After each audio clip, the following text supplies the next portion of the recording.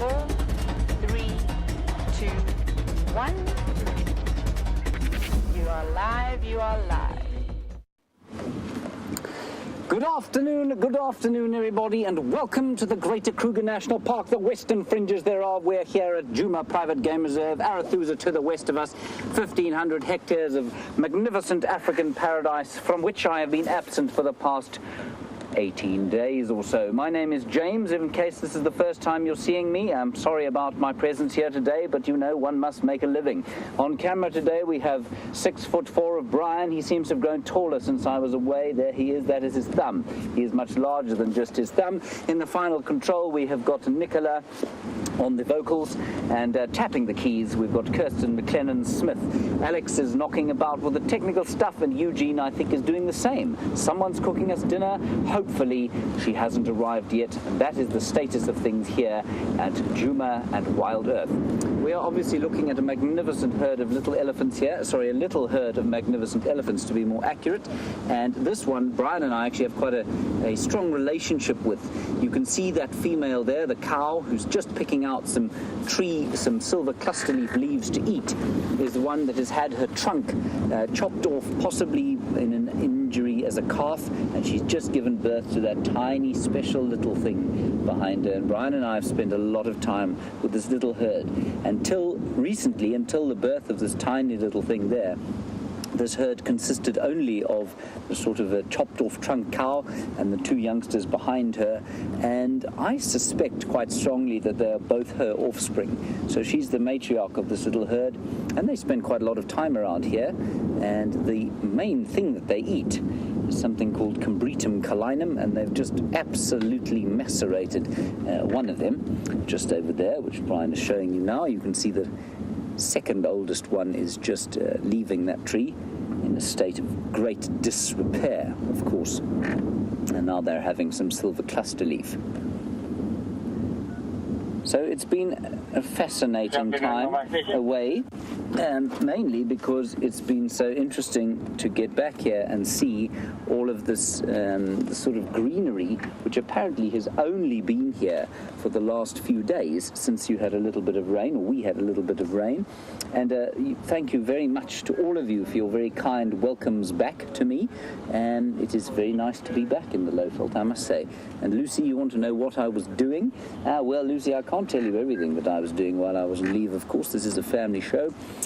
I am joking, of course. I was down with my parents in the Eastern Cape. I did a lot of swimming in the sea, swimming in the river.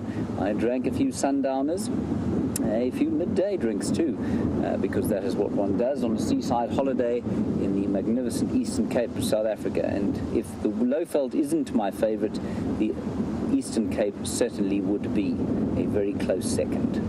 So that's what I was doing. Thank you, Lucy, for taking the interest. Look at that little thing there. It's so special to come back and see that, I must say.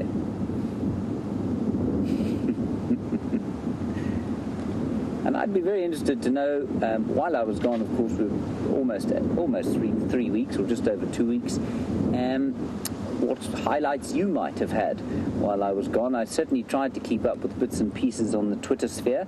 I didn't watch any of the shows due to the incredibly pathetic internet that we have here in this country.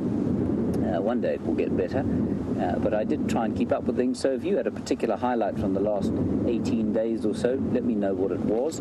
I was quite jealous of some of the stuff. The new leopard, of course, just the other day. Then those little hyena cubs popped out of the den basically as I drove out of the gate, which I thought was very unkind of them, given that I'd spent so much time watching them and made the cameraman film an empty hole for many hours on end. Try and just get into a slightly better position to look at these elephants. They are pretty relaxed around us normally, so that's pretty good. Let's see if we can't get a little bit closer. On the other vehicle, of course, is Scott, and he is being filmed by Andrew. And please just remember, of course, my introduction, of course, will need a little bit of work as I get back into things. We are live.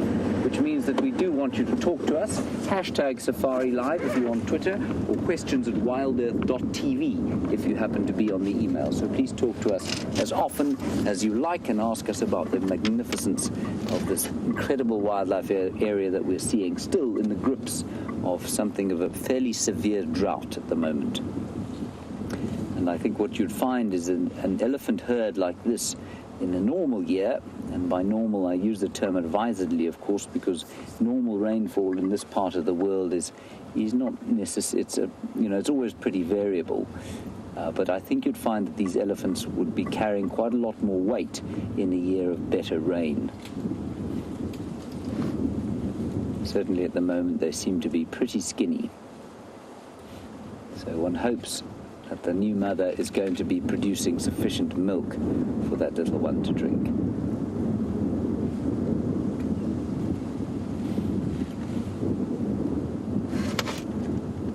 It's a gentle breeze blowing. It's about 33 degrees, 90, I think that's 95 degrees Fahrenheit, so pretty hot, but very pleasant.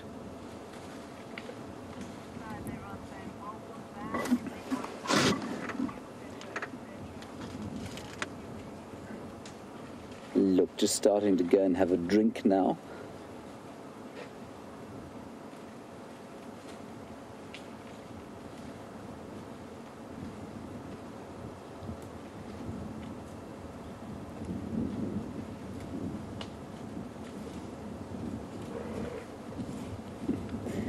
And how lovely to hear that Michelle Moore, whose brother Eric is a regular chatter to us. He's in Florida. And Michelle, you say this is your first time to watch us, and you're watching with your 11-year-old daughter. That's wonderful. Thank you very much for giving us of your time. And you're in Virginia Beach as well. And it's great to have you along, and I'm especially pleased that you have a young wilderness enthusiast with you who will one day, hopefully, turn into a leader who will be able to help conserve our much maligned and much threatened protected areas throughout the world. Welcome to both of you, and please ask us questions. I'm just going to nip slightly forward and hope that we can't get a slightly better view of that little one in the shade there.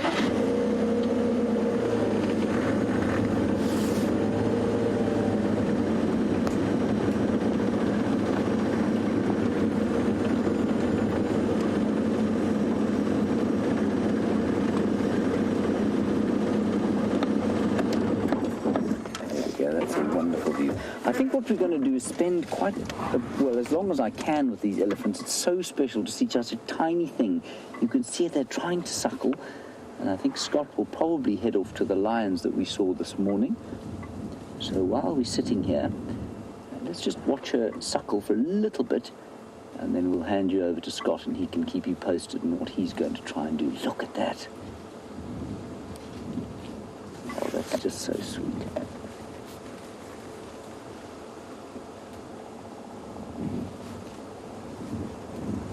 100 kilograms is that little thing when it comes out of its mother. That's 220 pounds. That is a lot of animal to be carrying around in one's belly.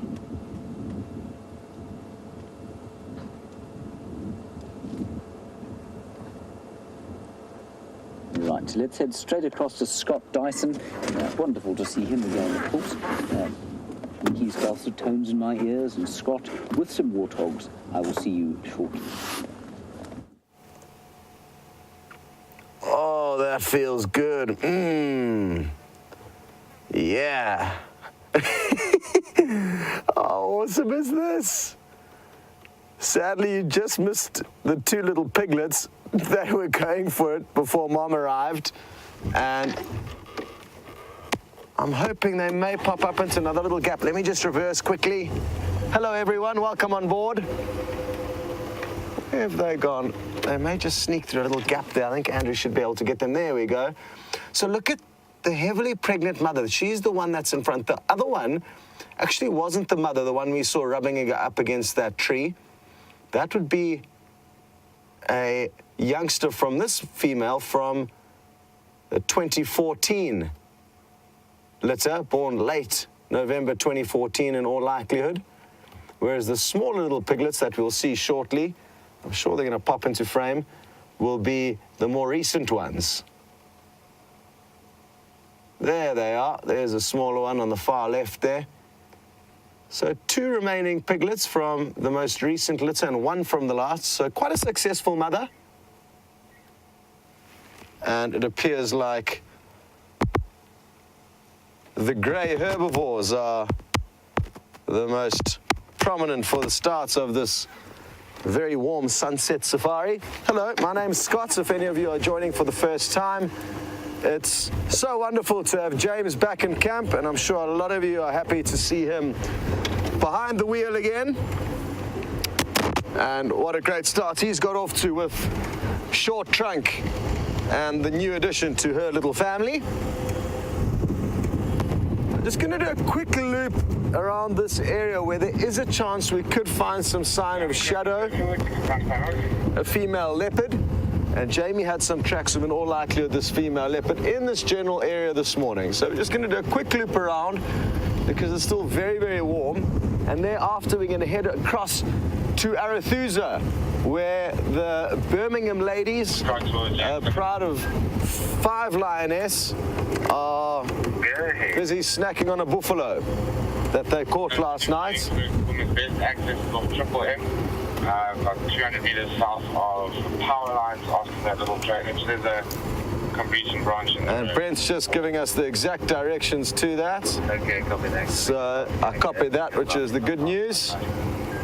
And in all likelihood, they are going to be very full-bellied and full of buffalo and very hot and uncomfortable. So that's why there's no major rush to go there. But we will probably be there in about 15 or 20 minutes just to give you a quick look at the 4 lioness that are within the pride at the moment. The one female, we do not know where she has gone. Speculation, maybe she's headed off to give birth, or possibly to do some mating, or possibly just for a change of scenery. So there's no set reason why a lioness would split from her pride. It does happen from time to time. Let's see if I can't get this earpiece working. That seems to be okay for now. Good. Having huge trouble with our little earpieces at the moment. They're such finicky little components. And if they jiggle ever so slightly, we lose comms with the outside world. Oh.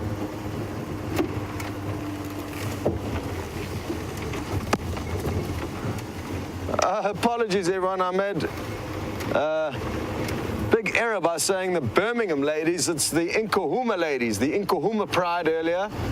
So apologies for that confusion. The Birmingham boys, not too sure where they are. Probably further south and east of us. That's where they've been hanging out over the last few weeks. But they'll come back and visit at some stage. There's no doubts about that. And we're all just happy to have the Inkohuma lioness spending more time on Djuma again, and Arethusa, back in their kind of original core territory. It's a beautiful, beautiful afternoon, despite the intense heat at the moment, and quite a few clouds dotted up in the sky.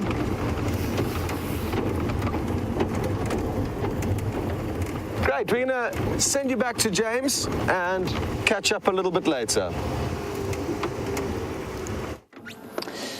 There, everybody, are some warthogs, and I'm just trying to get my binoculars out so that I might see them. Of course, I have very high quality binoculars, last used, as I said, by Napoleon at the Battle of Waterloo, where he was thoroughly thumped, of course, by Wellington.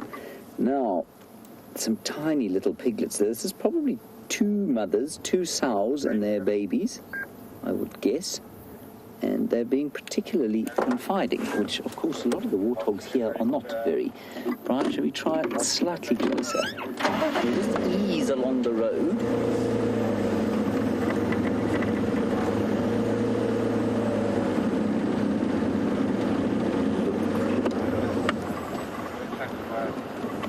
That is too sweet.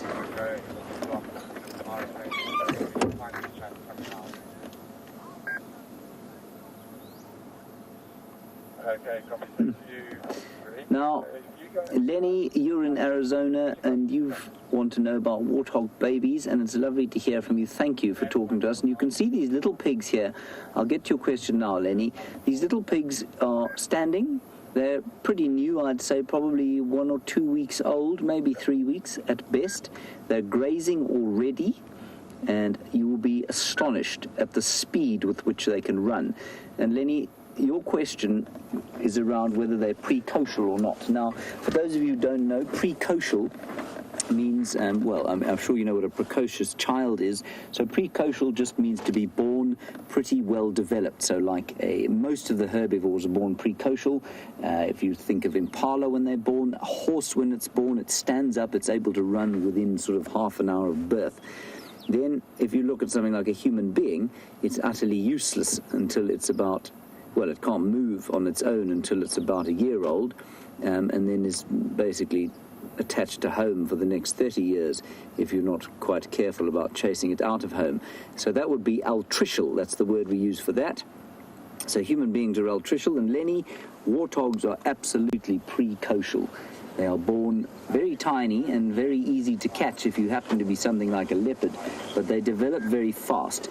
They're possibly not as precocious or precocial as something like a zebra or an impala would be, but they certainly are able to move very soon after birth. And they'll stay within, when they're this size, they'll be within pretty close proximity of a den or a burrow into which they can run, should they be threatened. Nice question. Thank you, Lenny.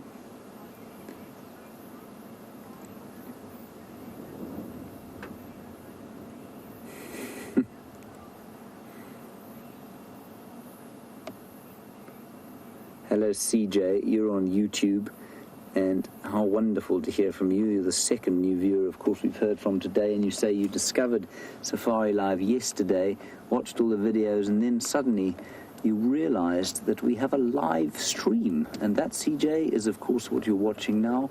You're most welcome, and thank you for giving us of your time on what is a Sunday afternoon for you. I'm not sure what it is, at least Sunday afternoon for us. I'm not sure what it is wherever you find yourself on planet Earth today. The last day of January, if you can believe it.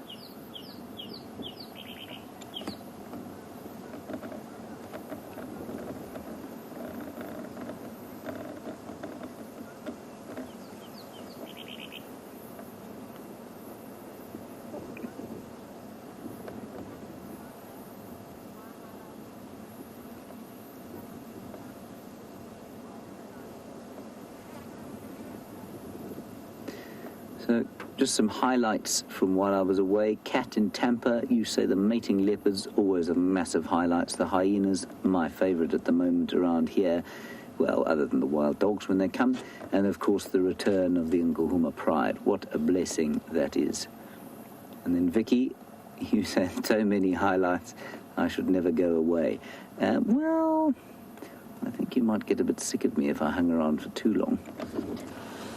Brian, what I would like you to do, if you don't mind, is just turn the camera there and see, you can see those flapping things there.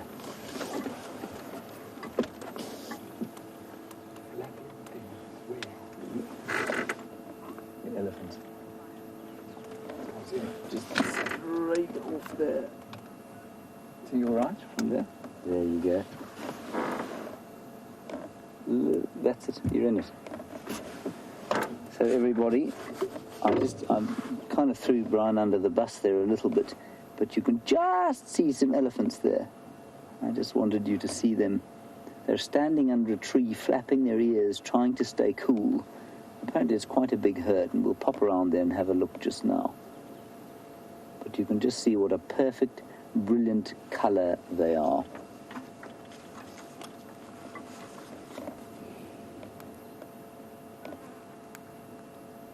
Isn't that lovely?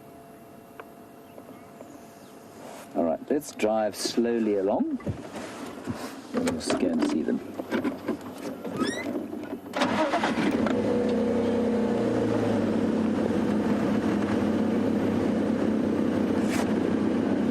Annie in British Columbia, this sounds incredible. You say that your highlight while I was away was a sighting of some dwarf mongoose evacuating their burrow as a result of an attacking snake. That sounds quite phenomenal. I must say, I love those sorts of tiny little things. While leopards mating are incredibly exciting always, and those hyena cubs are amazing, the elephants and all the big stuff that we see, that dwarf mongoose sighting interacting with snakes must have been absolutely phenomenal. Thank you, Annie.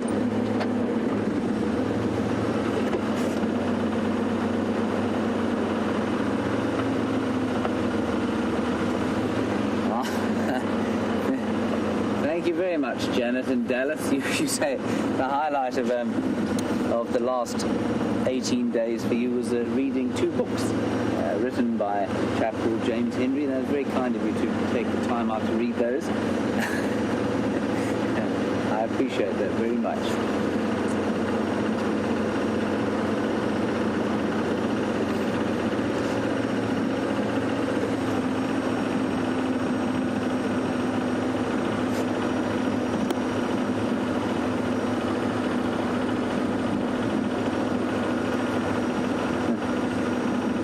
James Richard, your highlights, some of these I did see on Facebook while I was away.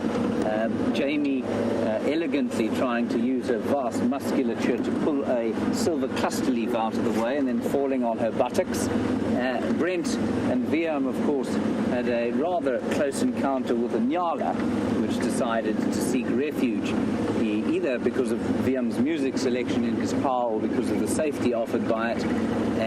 That must have been an astonishing experience. And Scott, of course, having a shower with the bushbuck. Now, here's the rest of this magnificent herd. This chap's come to bring us a piece of silver cluster leaf. Thank you. That's very kind of you. Thank you. That's interesting. It looks like he almost broke it off so that he could come and stand in the shade. I say he. It's not a he at all. It's a she.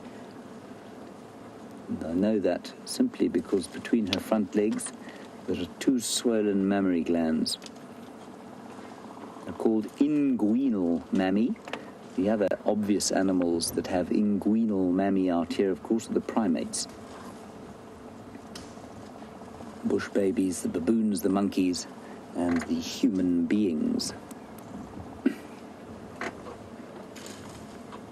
So she's broken off a piece of tree, brought it to a sort of comfortable, shady dining spot, and is now eating very delicately. And interestingly, maybe I'm misidentifying the tree. No, I haven't misidentified it. Phew. It is not silver, you can see, and I think that's probably why she's broken it off that tree. They're not, when they go that silvery colour, that's actually really interesting. They do tend to be quite bitter. The tree she's broken it off is a silver cluster leaf tree, but it's got very green leaves. And I wonder if that doesn't have something to do with the lack of water that there is around here at the moment.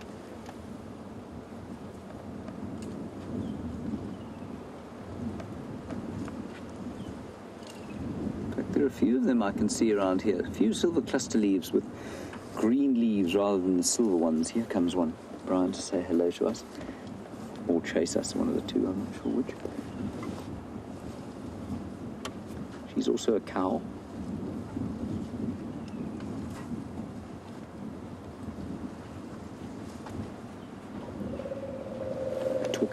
They're talking to each other now, these two.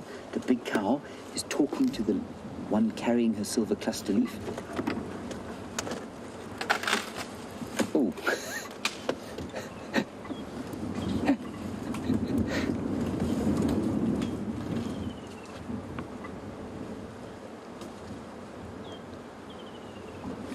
And hello, Kathy in Memphis, Tennessee. Kathy, you want to know, I've mentioned the drought, and I've no doubt there's been lots of talk about the drought. You want to know when the rainy season normally is and when it would end. Well, we'd normally be in the height of it now. We'd normally get some rain at the end of November, pretty good dose in December, and then January and February, a little bit of March would have the main sort of deluges that come up every afternoon, and wonderful clouds building in the west. So it would be sort of January, February, March that would get the bulk of the rain, some in December and a little bit, of course, in November. But very little has come. And Brent said to me yesterday that the total rain that we've had here so far this whole season is 72 millimeters. Now that's about just shy of 3 inches of rain, and so that is a really tiny amount. Our normal amount would be, look at this little bull come to say hello to us. There we go. Normal amount would be about 16 inches, 500 millimeters.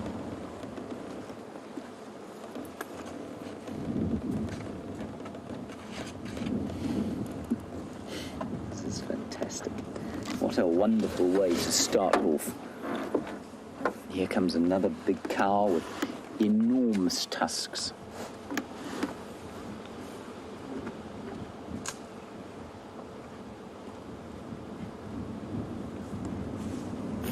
Now, Michelle, our new viewer from Virginia Beach, you want to know how long elephants spend each day eating. Michelle, the answer is a long time indeed. I think you'll probably find that 80% of their waking hours are spent trying to forage. And it's quite an interesting thing because they eat much more than Indian elephants do, for example. And that means that they've never been particularly well suited to the labors that Indian elephants have to do sometimes. They carry logs and do bits and pieces like that. And there's lots of ceremonies, of course, in many parts of Asia. But the African elephant is a hungry fellow and seems to need to eat a lot more than his Indian counterpart. So about 80% of the time that they're awake, and an adult elephant, large, fully grown adult, probably only needs to sleep between 3 and 4 hours in every 24. So you're looking at eating of about 16 to 17 hours a day.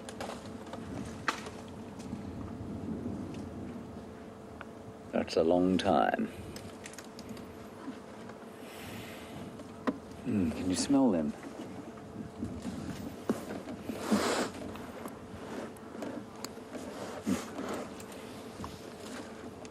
And cat in Tampa, I agree with you completely. What did you call it? Smell-o-vision. Yes, you say you can hear them calling, and you can see them in high definition, and that sound that you heard, that grumbling sound, is just the most wonderful sound that you can hear out here.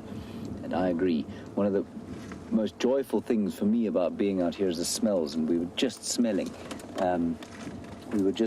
the incredible smell of these elephants. They smell sort of like sweet leather, if you like, and that's, well, little woodland kingfisher got chased off there. Sort of like a sweet leather, but a bit like a horse, I guess, but quite a lot stronger, and we've just been smelling that now. One day when somebody clever invents a way for us to transfer smell digitally, you'll be able to enjoy that too.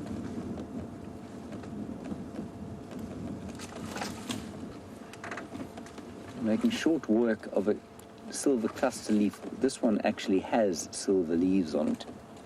I don't know if you can see there. You can definitely very clearly see there the different color. They're very pale green because of the silver hairs on the underside of the leaves.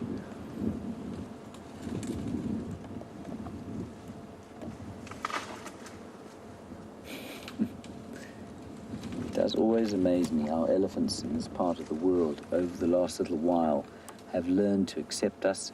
And like I say, I've said many times, and I will continue to say, we are very careful, very respectful of the distance that we keep from the elephants. We do watch their body language very carefully indeed. But 10 years ago, I wouldn't have been sitting this close to elephants. Certainly not as relatively relaxed as I feel now. So they've really got used to us, which is wonderful.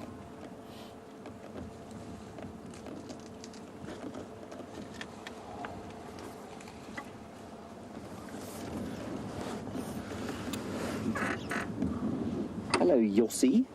a name I've not heard before. You want to know if this is an African bush elephant, Loxodonta.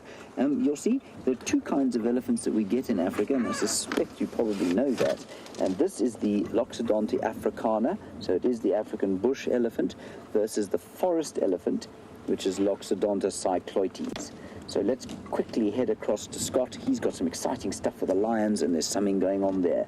We'll see you just now. Sorry, say again?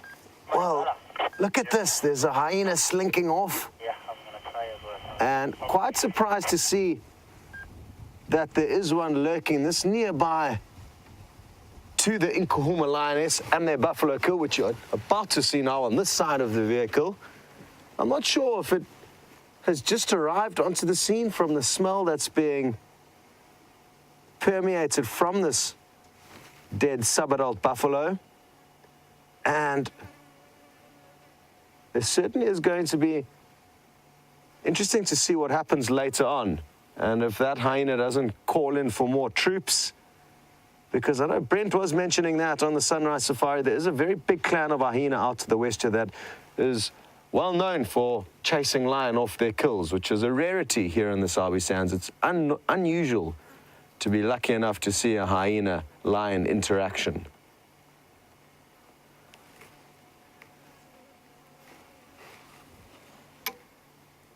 Hi, Rob in the UK, and you've been doing some research, so thank you very, very much for that. And you've managed to work out that the fifth and missing lioness from this pride is across on Torchwood, which is to the east of Djuma. We are currently on the west of Djuma, on Arathusa. And she's apparently mating with one of the Birmingham males. So great news, and hopefully in about 3 months or so, she will be giving birth to some cubs.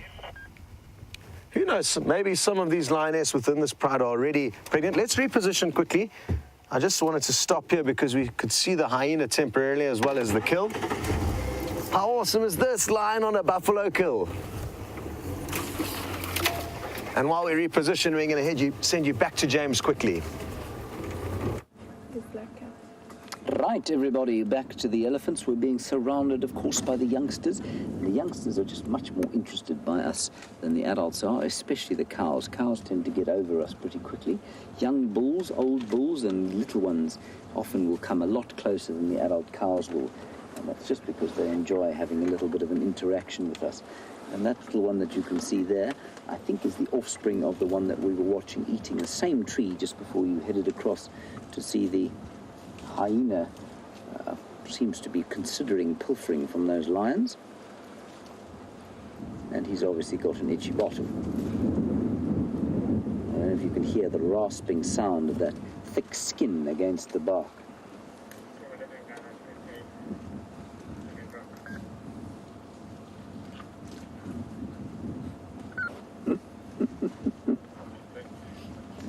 Isn't that fantastic?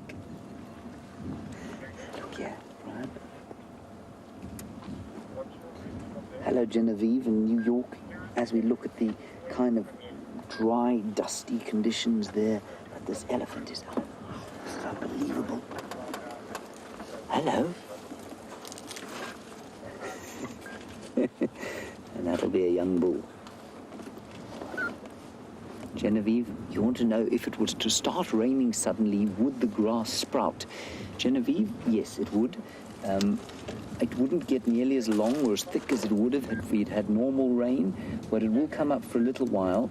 But probably beyond February, it won't. It will flush green, but it won't grow up and put up the culms and put up the stalks and the seeds and the flowers that it would normally.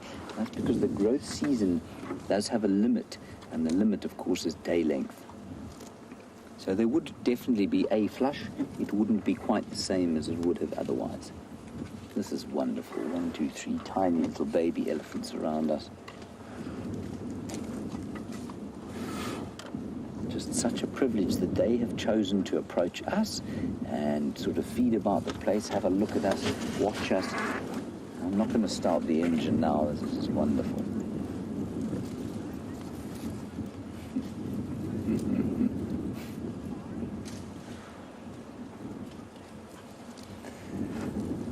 Hello, little Gracie, aged 8, Ohio. Very kind of you to say that you missed me while I was gone. Well, Gracie, I missed talking to you too.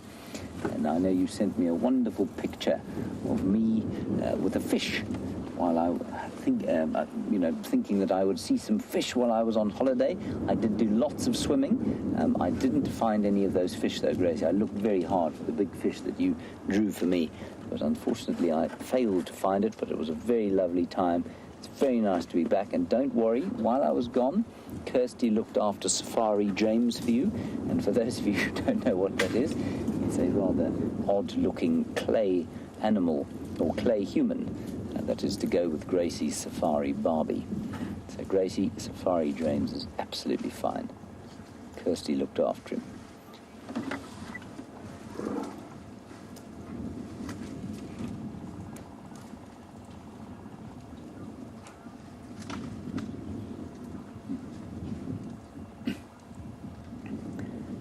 Great comment from Way Deep on YouTube. You say you can't imagine a planet that didn't have elephants wild roaming. Yeah, Way Deep, I think that's absolutely true for me too. And I think for many of us, and certainly for anybody who's had any kind of time with elephants, would feel precisely the same as you do. Right, as that little one walks off to join his peers, let's head across to Scott. He's got some flying scavengers to show you.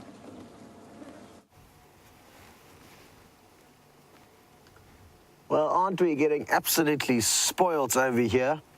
Hyena, just a glimpse of one earlier, and now another two of the undertakers of the African wilderness. These are hooded vultures, and you'll notice their beaks are very thin. One's doing some cleaning of the beak right now on the marula branch that it's perched on. You'll possibly also notice that they're very hot. That's why they're panting with their beak open. Look at its tongue there. I mean, these are remarkable shots, and look at how awesome this is. You can see the crops bulging. There's a little white bubble on the chest of the closest bird, as well as the other one that's more difficult to see now with the leaves in the way, but that indicates that these guys have already had a good meal. That crop is an extra storage system, and once their stomach is full, the meat gets stored in there. And one of the benefits of being the smallest of the vultures is that they are, you could almost say, stealthy. They can sneak in and nibble on a carcass without the lions necessarily chasing them off. Haven't seen any other vultures in the vicinity, and that's probably due to some very good housekeeping on behalf of the lion. Now, it's quite interesting.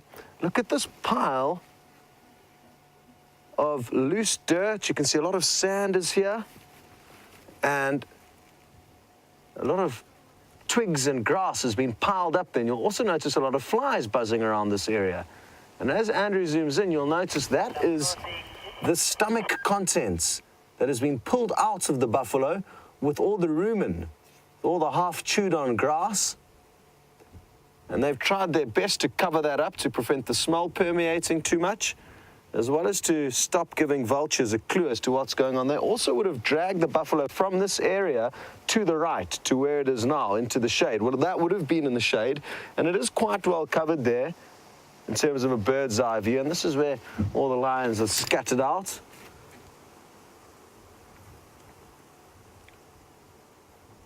And there's just going to be a lot of tossing and turning as they try and remain comfortable and cool on what has been an exceptionally hot day. It's a bit of a catch-22 being a lion, because you have the joy of bringing down big prey like a buffalo, but then you're competing with your pride members, which basically causes sushi buffet syndrome. So when you pay for like a sushi buffet or any kind of a buffet, you try and eat your money's worth, but then you end up leaving the restaurant in pain. So it's not necessarily a joyful experience doing those all-you-can-eat deals. And that's what's going on here. They're all paying the price now for being greedy.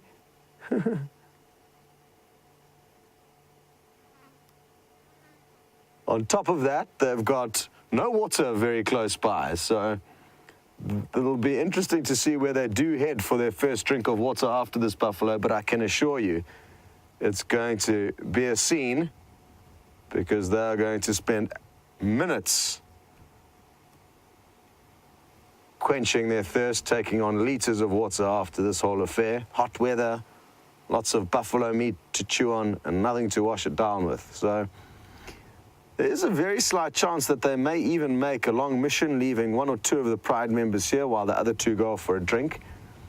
That would be certainly a lot more likely if there was water nearby, just like the other day when they killed that buffalo on the edge of the quarantine clearings, which is where he's spending time with James and that herd of elephants now.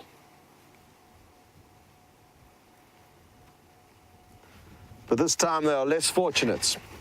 So another thing that'll be interesting is not only when they'll go and drink, but firstly when they actually finish this kill, because they won't abandon it. Lions will only leave a kill of a massive size once it really starts decaying terribly. They'll stay there until maggots are feeding on it. Up to kind of a week they'll stay on a carcass. But this one is not so big, so they should probably finish it off, I'm guessing, by probably tomorrow evening sometime. Maybe sometime tomorrow night they'll finish it off. I don't think this is going to be done by tomorrow morning. Still a lot of meat on that carcass. So they're going to be camped out here for quite a while. What will also be interesting, that I'm sure a lot of you are thinking about, is how long will that other lioness spend with the Birmingham male across on Torchwood mating. She's been gone from these 4 for about 4 or 5 days, I think. The lions just flick their heads up, and it's quite windy. Well done there, Andrew, not skipping a beat. And maybe that's because there's been a little bit of interactions with hyena. I'm almost certain these vultures have been trying their luck already. So something's been going on that's making sure that these lions are on high alert. And obviously the wind makes them feel that any kind of rustle of leaves that they hear could be another scavenger approaching. That's why I think they reeled up like that, just to check what was going on. But I can't see anything. It's quite a thick area that they're in here.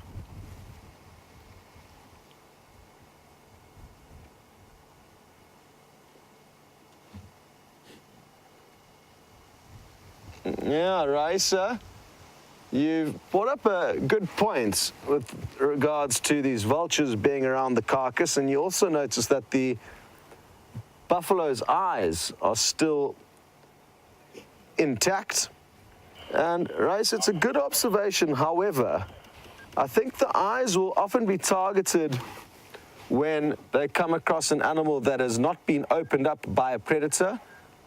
So smaller scavenging birds like bataleurs and hooded vultures that don't have the machinery to open up the tough hide of animals that have died of natural causes will often eat the eyes first. Whereas in this case, there's going to be nice little pieces of meat that they would have had access to. So that would have been their first prize. It's only when a carcass has died of natural causes, not been killed by a predator, and they can't break into it, that the eyes are the first and easiest option for them. So good observation, but it's not always that they go for the eyes first. It's not a delicacy. They would prefer to get meat if they can, and in this case, they certainly can. This buffalo has been well opened up by the lion.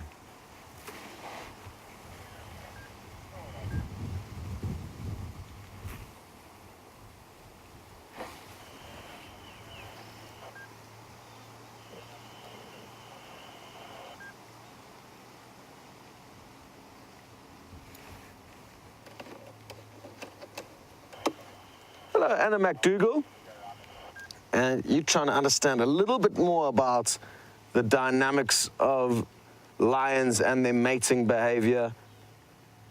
And you're saying, hypothetically, if a lioness was to go off and mate with a male from a kind of roving coalition that wasn't established in the area. Oh, you caught that sneeze perfectly, Andrew.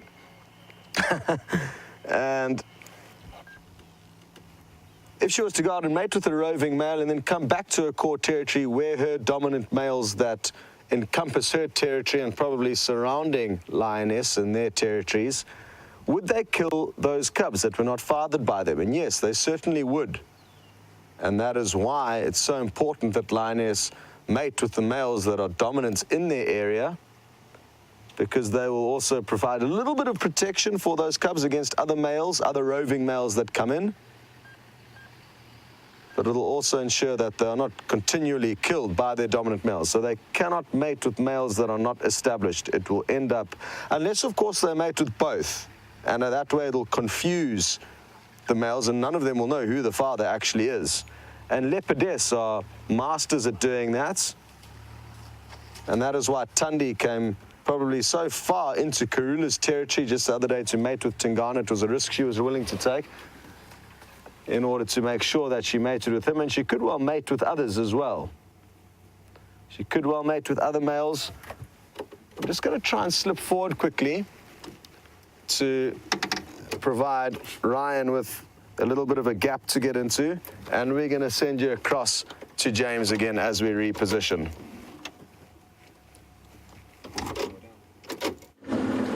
Everybody, we're still here with the elephants. We thought about moving on and then thought no, we were having rather too good a time here, so we're still here.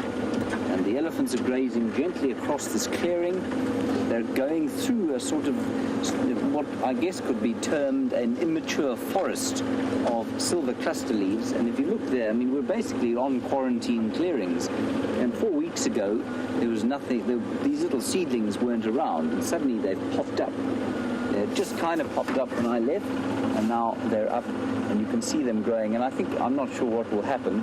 They may or may not make it. They may or may not be chopped out to maintain these clearings, because of course a drought like this actually favors trees, because there's no competition for these seedlings now from any of the grass plants. So as the seedlings develop, often if there's good rain, they'll have to compete with the grass plants which have their roots in the top of the soil surface, and they don't make it. But now, because of the drought, these little seedlings have got tap roots that go down to where the little bit of water that there is, and they survive in the absence of that competition from the grass plants. And I think that's why you find there's so many little trees popping up here.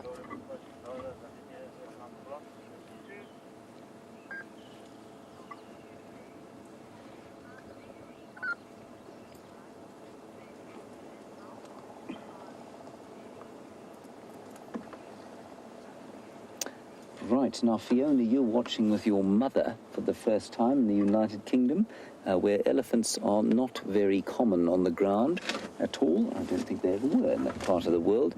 And Fiona and Mary, you want to know how old these elephants are, the little ones. Difficult to answer because they're all different ages, but you saw maybe the little one that we had when we started, just been born, easily fit underneath its mother's belly when it was walking. And that basically can be done until the elephant is a year old. So none of these elephants are less than a year old. I would say that the smallest one that was scratching its bottom back there was probably about 2. If I'm not mistaken, the bull's tusks emerged about 18 months. So I would say that was probably about 2 years old. And then if we look, I'm just trying to see that one that we're looking at there, I would put at near 15, 16, or 16.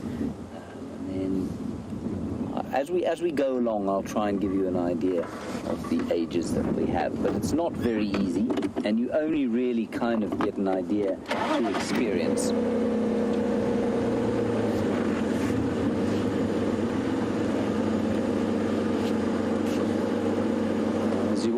Jigger is not the quietest car in the world, so we do have to be quite careful when we're driving in between the elephants like this. Just watch their body language carefully, make sure that we're not disturbing them too much.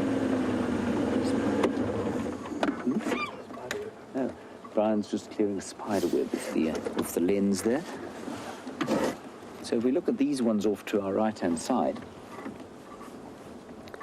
I'd put that one at about 10. No, I wouldn't. I'd put him about probably 7 or 8 years old, this young bull here. Maybe even less, maybe about 6.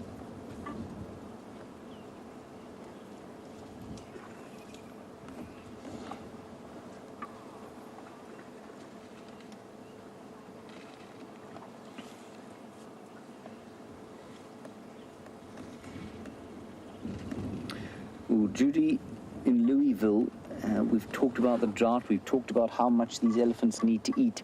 And you've asked a question that is not easy to answer simply. I'm sure that wasn't your intent, but I'm going to give it a go. You wanted to know how far they'll have to move from the Sabi sands should they need to eat.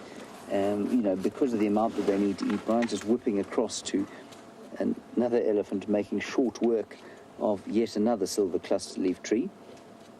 They're very good at recruitment, are these silver cluster leaves.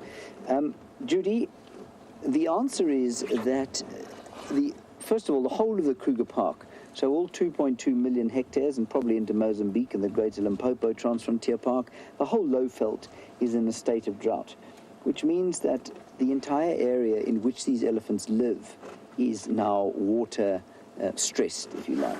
Now, the Sabi Sands is going to experience an increase in elephants because of all the landowners here that pump water.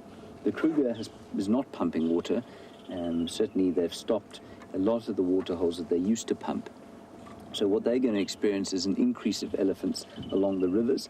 The Sabi Sands will, I think you're going to find, if this drought progresses, we're going to see more and more big herds of elephants like this trying to find food. Water for them is not going to be a problem at the moment because of the artificial water that there is all over the place. Food, yes, it will become a problem. And Judy, I think that once food runs out in a place like the Sabi Sands, you can be pretty sure that it's run out in many parts of the Kruger National Park. And so while they might be able to move up to the Mapani woodlands in the north, which would be about, well, the nearest one about 70 kilometers from here, what's that in miles? About 160 miles from here, 170 miles. They might try and find some food there and find some nourishment there. They might go into the sort of Gabbro grassland areas, which would be further to the south of us, not very far. Or up around Satara, which would be another 70 or 80 kilometers to the north. Those are the sorts of distances that they might have to move. They can do that, the youngsters, even with the little ones, as long as they've got enough water to eat. Eventually, however, and this is the worry, and this is what the Kruger Park management is worried about, and they've almost kind of preempted the problem by mentioning it to the public, eventually there will be die-off. Animals will start to die. And whether the drought will progress that far this year or not, I'm not sure. And the tough management decision there, of course, Judy, is do you provide water? And in so doing, what you do is actually create a long-term problem because the food and the grazing will be overgrazed by animals.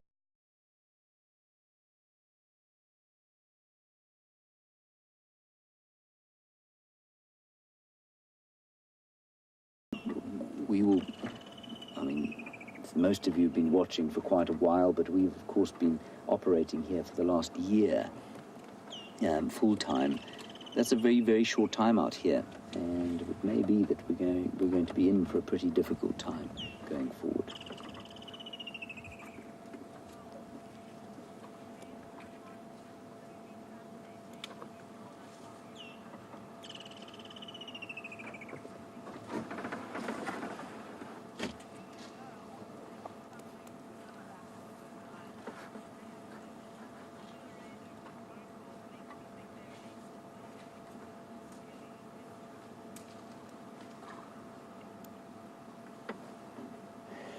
Now, Gilly in Milwaukee, you say that you were very interested when I said that the elephants are quite closely related to the cetaceans or the whales.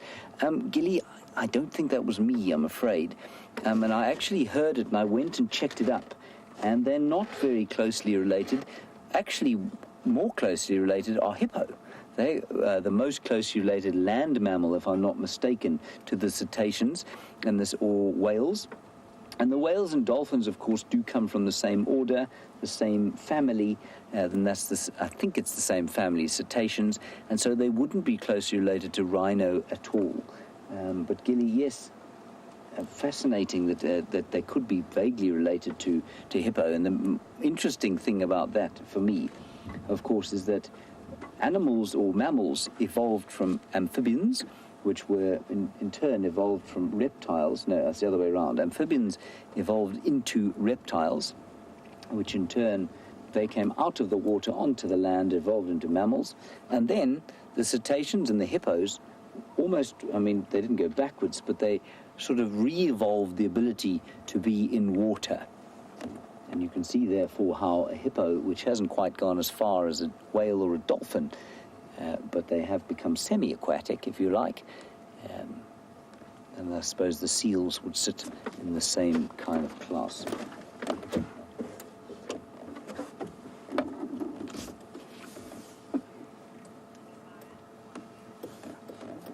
All right, I think we're going to leave these elephants grazing quietly across quarantine clearings, picking out the silver trestle leaf trees.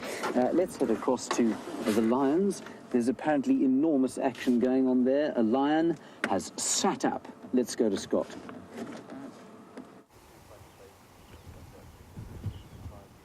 Welcome back, everyone, and it's with great joy that I'm chatting with Ryan from Arathusa and his guests, who are amazed by the fact that we are broadcasting these wonderful scenes live across the world to the internet. Ryan's trying to do his best to get my attention so that he can pull strange faces at me and throw me off. But what we do when he does that is that we snipe him and we put him under pressure. There we go. The camera's on you there, Ryan. Give us a smile. Looking good. Thank you.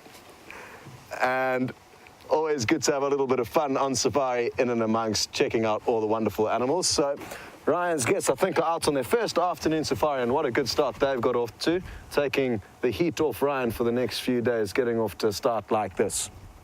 As you can see, the lions are still asleep, and I'm expecting that they'll stay like this for quite some time. It's never good, though, to try and predict exactly what these wild animals will do, because they do have a mind of their own. But you can see she is not looking hugely comfortable.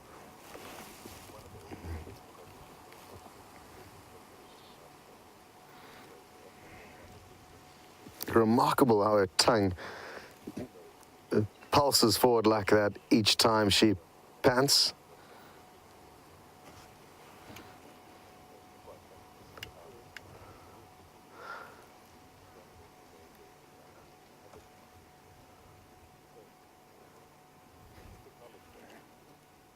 Interesting question through from Donna in Jackson, who is interested to know whether or not herbivores will kind of be on extra high alert when moving through an area where a kill has been made.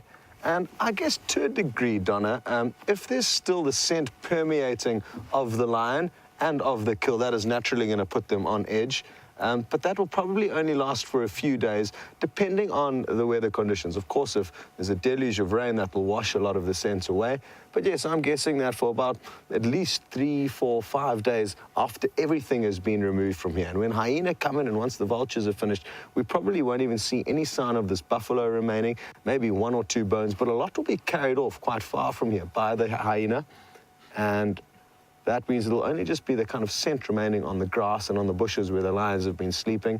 And as herbivores move through, yes, their senses will pick up those smells, and that will immediately put them on high alert. But I don't think they're going to kind of come here, know that there's a buffalo kill, and then come back in a week's time knowing that there could be danger simply because one was killed here. It's going to be a direct link between their senses, what they can smell, and what has happened in the area recently. So, yes, I think the final answer to your question after rambling around is a yes. There will be animals that will kind of take note of the fact that lions have been here, but no different to their movements on a daily basis. And even if lions had have slept here just for the day without having a kill, for the next few days when herbivores walk past, they're going to pick up that smell of lion, and that's going to put them on edge.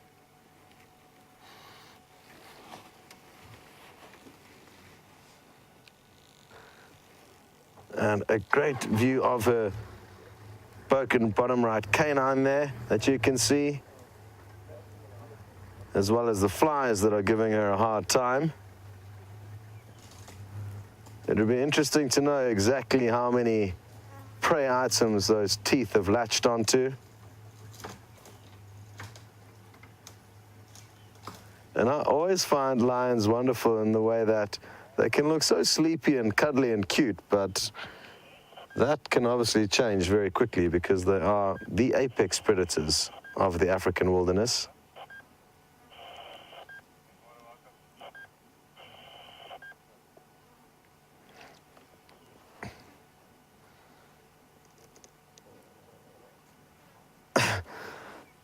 Hello, Mimi, who's just 15 years old, and I like the way you're thinking. You're thinking if there's a solution, a natural solution for the animals to try and get rid of these flies.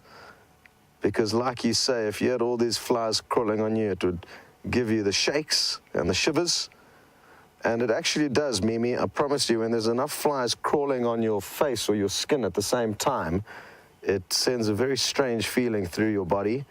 And I find myself often halfway through a sentence having to stop even speaking due to the shivers that all the flies cause. But I'm trying to train myself not to. I'm trying to make friends with the flies. It's not easy though, Mimi.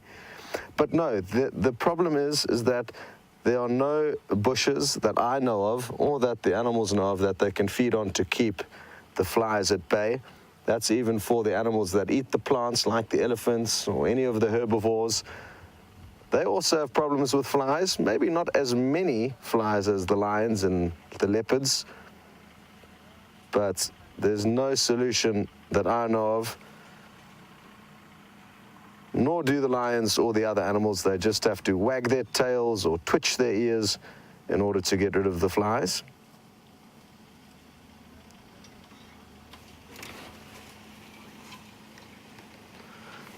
Okay, well, you know. Look at that, everybody. Sorry to drag you away from Scott. He can't hear what's going on, but this is not something you see every day. Those nyala, which normally prance about each other like two dressage ponies, are now engaged in a terrifying battle. Look at the dust exploding into the sky. I don't want to get too close to disturb them. I think we can probably go a little bit closer, though. We're just next to the Djuma waterhole, so if the Zoomy is watching us, you can just follow us around this way, and you'll see them. This is unbelievable. I think I've only seen this once before. Look at the color of the dust there. This is vicious. Vicious, vicious fight.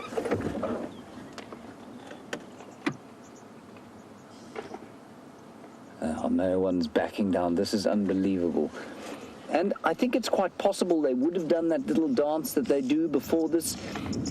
And I also think you'll find that this kind of aggression is being precipitated by the fact that these bulls are coming closer and closer together because the browse is getting less and less, and the water, of course, is becoming more and more concentrated, and so the animals are going to have these aggressive interactions where they would normally, avoid each other. I don't know if you can hear them going, "Kah, kah."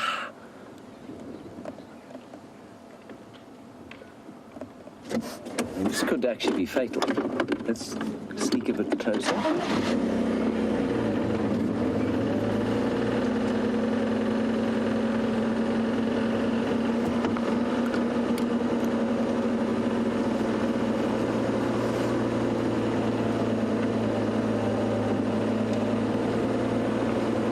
Just don't want to get too close and disturb them.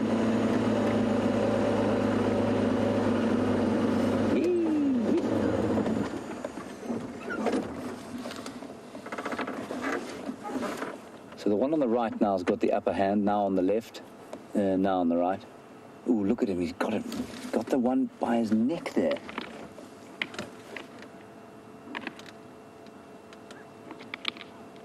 I'm not sure if you could appreciate that sort of sword fighting. And the speed with which it's happening is astonishing. The speed with which they're moving their heads from side to side, blocking and parrying. I think if you were to film this in slow motion, you'd be absolutely astounded by the intricacy of what's going on here. Touch, touch, touch, touch, parry, parry, charge. The one on the left is smaller, hey, Brian? Wouldn't you say? Slightly.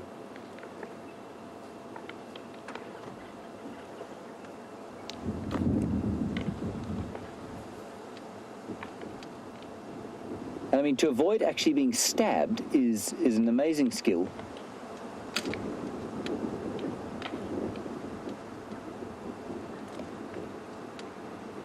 This is is incredible. See how what they try and do is the aggressor tries to get the horns interlock like that, and then twist them and hold the other one's head.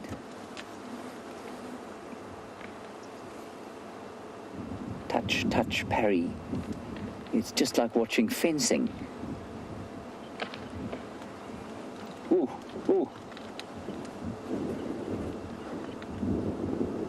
And Tim, you say you can't believe this. They really do mean business. Absolutely they do. They're not messing around here.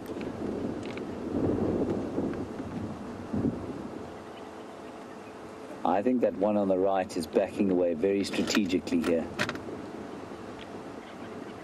I think he's waiting for an opportunity to get his horns in there so that he can twist and manipulate the other one's head.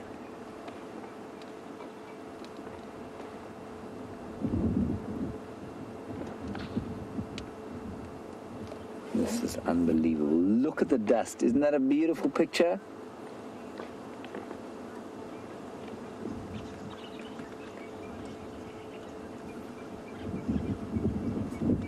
Windy on YouTube, you say you don't think we've seen this before. Are we not sure that we've seen this before either, live? I've only seen this once before that I can remember.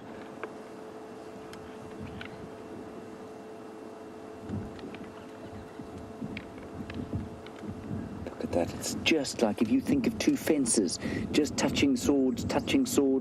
Though you don't call a fencer's thing a sword, do you? What do you call it, Brian? Rapier. Huh? A rapier. A rapier.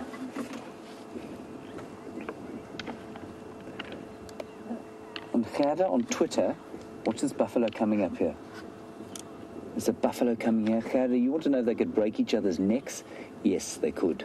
Probably not necks so much as they might stab each other, but they could cause... Look, this buffalo's coming in here now. This is fascinating. Why is he doing this?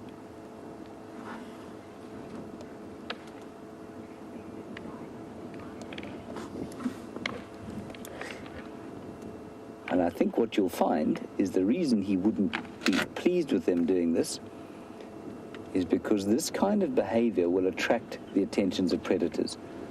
They can hear that horn knocking. They know, and I've seen lions do this with impala, they know that those two are focused purely on killing each other. They're not going to pay any attention to a predator that might be sneaking up on them. And I suspect that's why the buffalo was unimpressed. But maybe not. He seems to have chilled out a little bit now. There he is. Maybe he thought they were stomping on the grass he was planning to eat for dinner. This is vicious. Let me just go a little bit closer.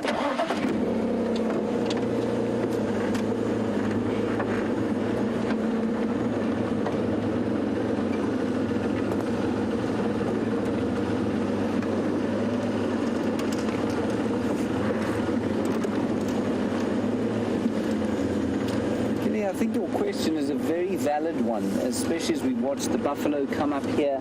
And, you know, when we're feeling hungry, when we're feeling stressed, nutrient-wise, or we're feeling a bit thirsty, often we do have a short temper. And I think, as you say, it is quite possible that these animals have got shorter tempers because they are stressed nutritionally and, of course, I suppose, hydrologically.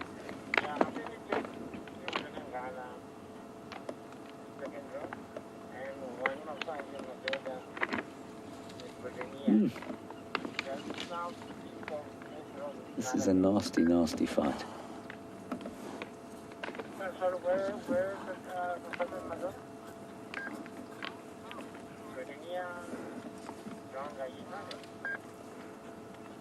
Linda Barnes on Twitter, there's the answer to your question, I think.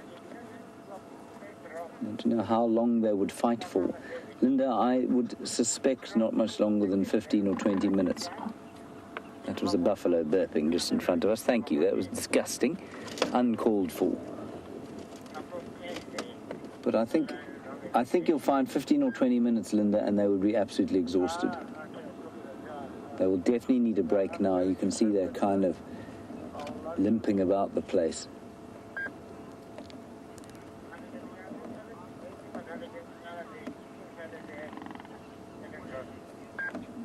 And Christopher, you can see one of them did run away there. You can see panting, absolutely exhausted now. And Christopher, you want to know if it could ever result in a death, or would one of them just run away? One misjudgment during those head knocks could result in a horn through the neck. It could absolutely result in death. But such is the skill of these animals that I think you'll find it seldom does result in death. But yes, death is certainly possible. That is the victor there, and that's the bigger one.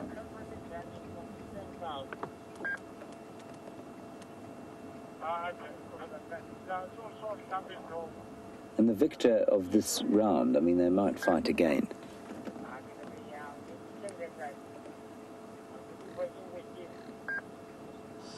Wow. What a fantastic sight.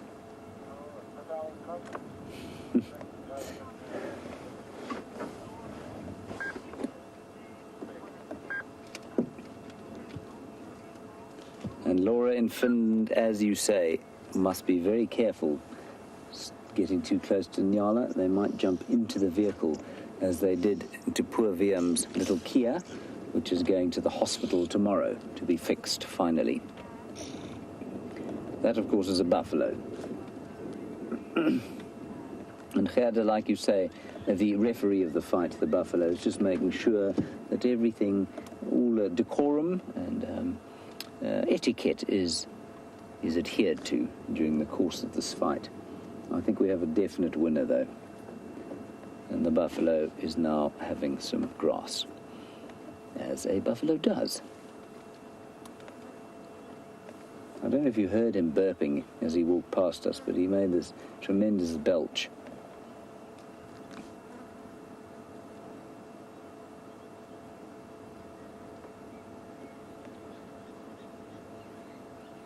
Can you imagine the headache he must have?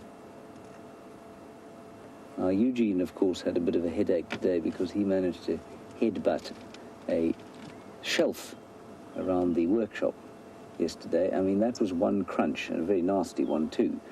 But basically what happened, if you think of banging your head against a door by mistake, or slipping and smacking the back of your head on the floor, what these Nyala have done is willingly inflicted that on each other repeatedly, again and again and again. And you can appreciate that their skulls must be a lot thicker than ours, designed to take those enormous, I mean, the force of those bashes is quite something. Beautiful colour, juxtaposed against this very light flush of green, which I'm told is only about 3 days old. Right, well, that was quite something. Let us press on. My intention is to head to the far east now, to Buffelshoek Dam, to see if it's still there. And while I'm doing that, let's head across to the recumbent, sleepy and fat lions with Scott. I'll see you shortly.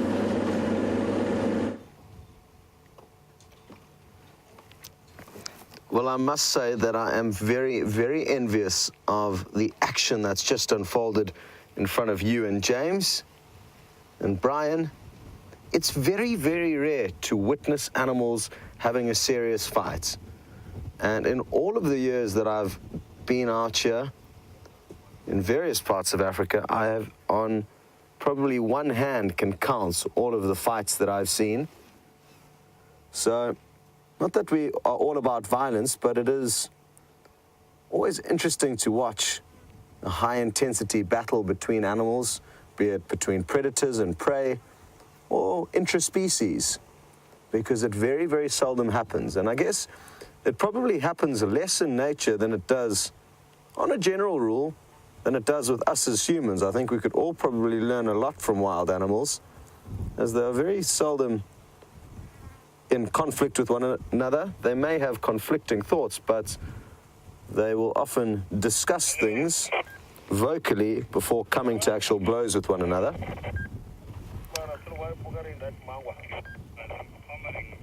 So there's one lioness who's slightly distanced from the rest of the pride.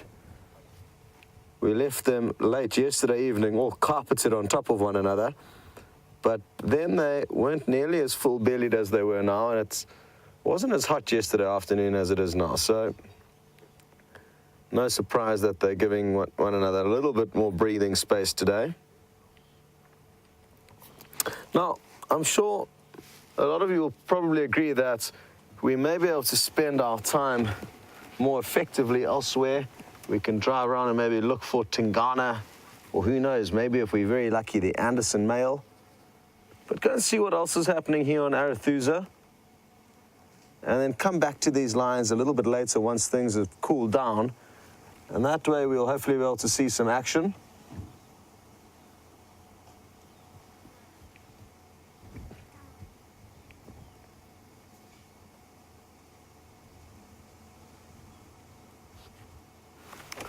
Hi there, Rick Muller. And you interested to know when was the last time any of these lioness had cubs?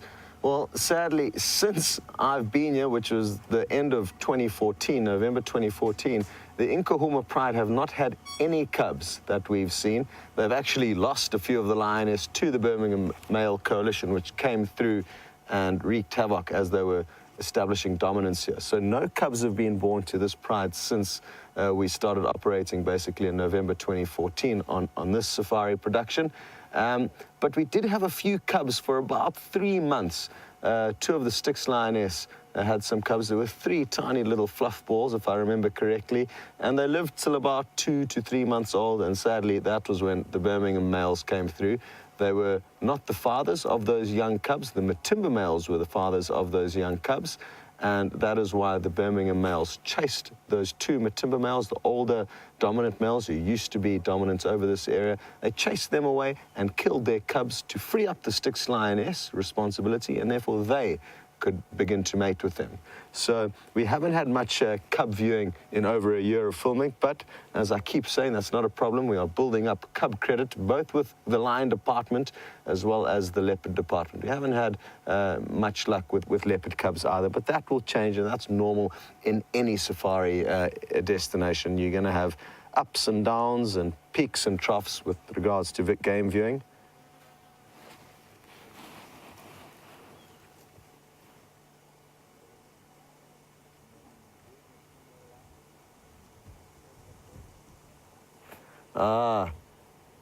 Now, Maxine Talks, you have asked a question that has kept me awake many a night, wondering how on earth do male lions know whether or not they were the father of the cubs, or more importantly, whether their coalition members were the father of any given cubs?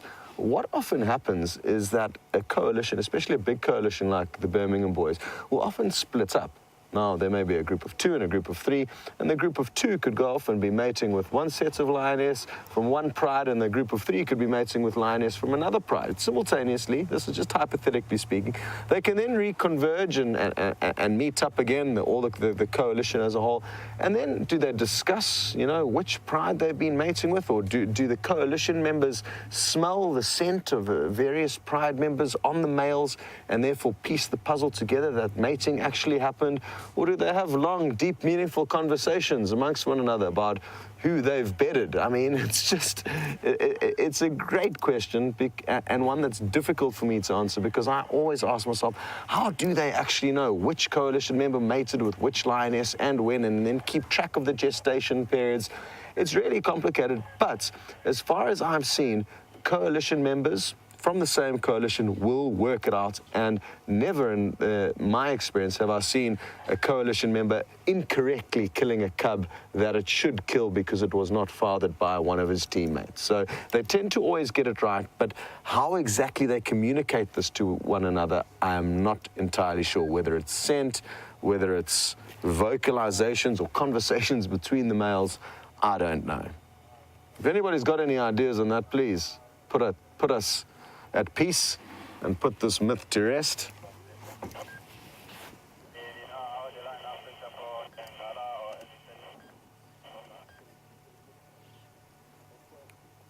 Hi there, John, in Atlanta, and you would like to know how far a certain lodge and their property is to the south of where we are.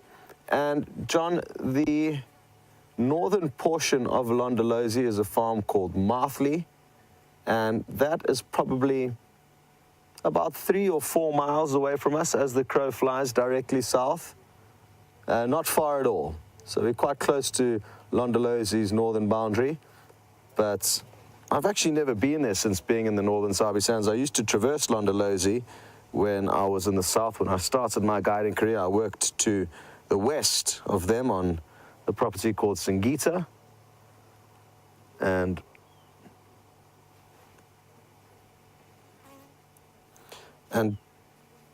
sorry, John, I didn't share your question too clearly, and you'd actually not like to know where Londolozi is, but more importantly, oh, nice big yawn, whether Ginger or Hairy Belly, the 2 Matimba males that I spoke of earlier that have been chased away by the Birmingham males, whether they are still there. And yes, I have heard that they are still there, John. They've got very comfortable on Londolozi and surroundings, and have even been doing quite a lot of mating with, I think, the Salala Pride, if I'm not mistaken. So happy for them that they've managed to find a little piece of territory that they can still call their own.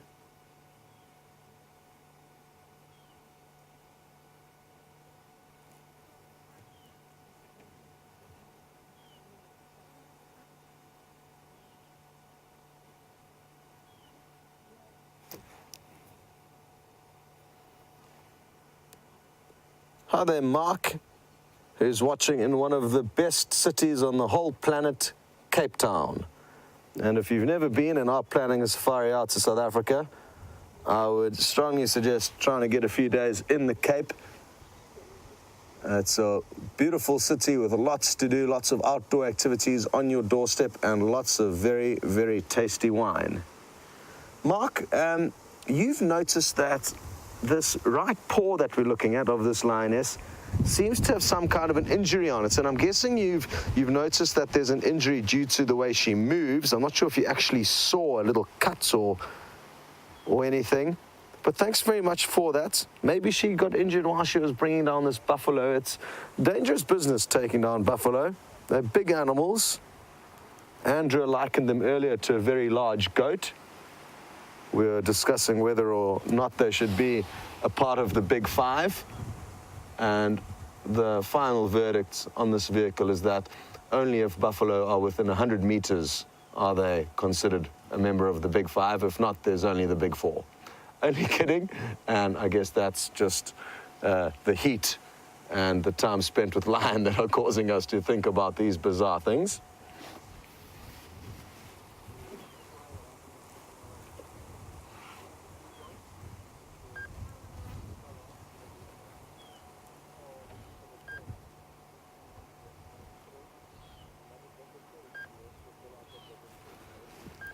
Oh, this is a name I haven't heard before. Hello, Claudia. And if you are a new viewer, if you're just sending through your first question, please let us know where in the world you're watching and a little bit more about you. Claudia is interested to know whether lions will ever head to waterholes in order to cool off. And the short answer is no, they won't. They will head to waterholes to drink. And I guess that may have a cooling effect on them, but they do not submerge themselves in the water. And you'd like to know why. I don't know. I mean, I find it hard to believe why they don't. Tigers do it in India.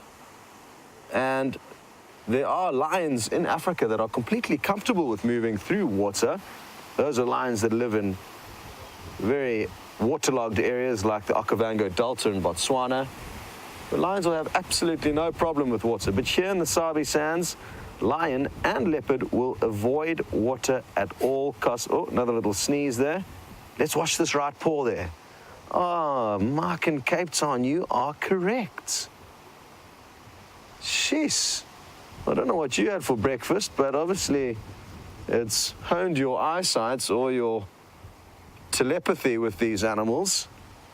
Well spotted, Mark.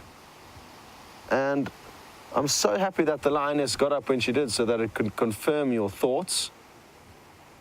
Like I say, I'm pretty certain it got injured in this battle of taking down this buffalo last night. It doesn't look too serious though, and even though she's limping now, it's possibly because she's been resting for a long time and the wound is seized up a little bit, you could say. And maybe once she's been on the move for about 10 or 15 minutes, that injury will kind of work itself into a less painful situation. That's often the case with lion, but we'll definitely be monitoring it closely. And Claudia, back to your question, I just kind of dropped you there as I saw the lioness standing up. Yeah, I can't put my finger on it, but lion and leopard are not interested in getting wet here, even on the hottest of days. And Claudia, it is incredibly hot and humid in this part of South Africa. Today it was 35 degrees when we headed out at 4 o'clock in the afternoon. Again, with a huge humidity level, very high humidity, I'd say always in the 80% plus region. And if I was a lion, I would certainly break all the rules, just like the hyena do. Well, they're not breaking any rules, but they will be one of the predators that are happy to submerge themselves in mud wallows to cool down. But leopard and lion, only if they are desperately starving and need to cross a river or find a fish in a drying mud wallow. That's the only time you'll really see them getting wet.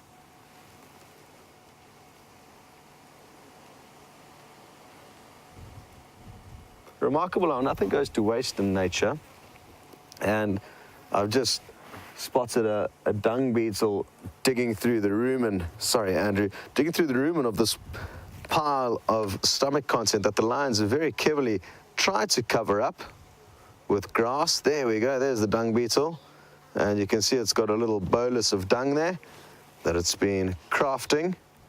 That one's probably about half the size of a golf ball, but sometimes you get dung beetles big enough to roll a tennis ball sized piece of dung away. Some will roll the dung away, others will bury their dung balls immediately after rolling them in the spot where they found the dung, which looks like this one might be trying to do. So different techniques between the many different types of dung beetles. Some will even stay where they've buried those dung balls, and I forgot to mention that inside each dung ball will be an egg with a larvae that will hatch eventually and then feed on the larder of excrement. And some of these dung beetles actually stay and wait for the larvae to hatch and then nurse them, but that's uncommon. Usually the adults will just lay their egg within the ball, bury it below the ground, and then head off and keep doing the same thing until their batteries run out.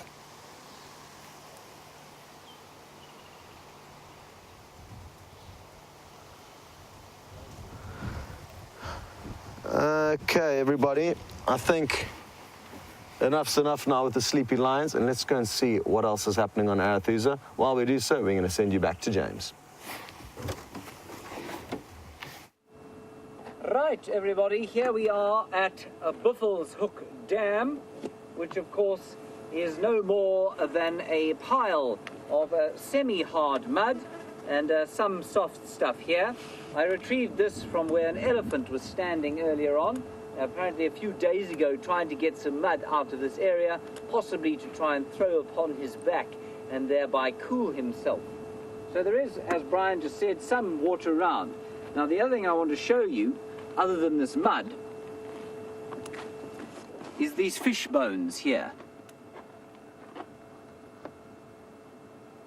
Now, it's no wonder to me that the people of Africa prior to the advent of the steel needle use fish bones like this for their sewing, and in fact I think that happened throughout the world. They are incredibly sharp, so I'm just going to put one there and I'll show you, Brian, what I mean. I'm just going to drop my mud.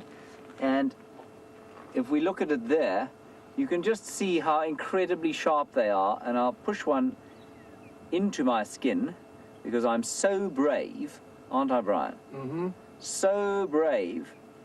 And, well, this one's not actually going in, but normally they go quite a long way in, and when Andrew and I on Christmas Day did our best to save that impala from a certain death here, this is what stuck into our feet and cut us, and you can see incredibly sharp. And there were thousands of little tilapia in here, lots of catfish, and you know, their bones remain in the mud here. So that is Bivelshoek Dam. Now, you may have heard us talking a little earlier about Safari James, a clay man. This is the clay out of which he was made. It's not very good at the moment, so I think rather than making a new one, what we'll do is go and retrieve the old one, and we'll bring him on drive and show him to you possibly tomorrow morning. Right. I've now, of course, got to drive with the grubby hand. What I'll do first, however, is wash my hand.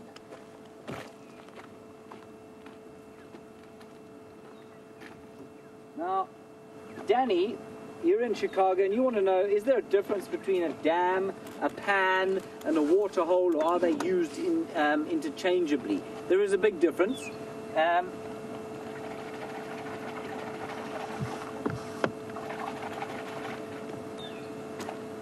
little bit better. Danny, a dam is something that we're in now, and a dam, of course, is a man-made structure. So if Brian pans across here, you'll see the wall that is damming or stopping the water of this drainage line flowing down where it might otherwise. So that's what we refer to when we talk about a dam. A pan is a more natural indentation that starts off in a clay-rich area where maybe water gathers as a puddle, and then a warthog will come and maybe sort of fossick about in there and wallow, and then maybe something bigger like a buffalo will come and do the same thing, then a rhino, and then an elephant, and it eventually becomes an enormous depression of clay-rich, very hard clay at the bottom, and so it holds water, and that would be a pan. And then a water hole would be anywhere where there's water, so that you could use interchangeably with any of the other two words. Okay.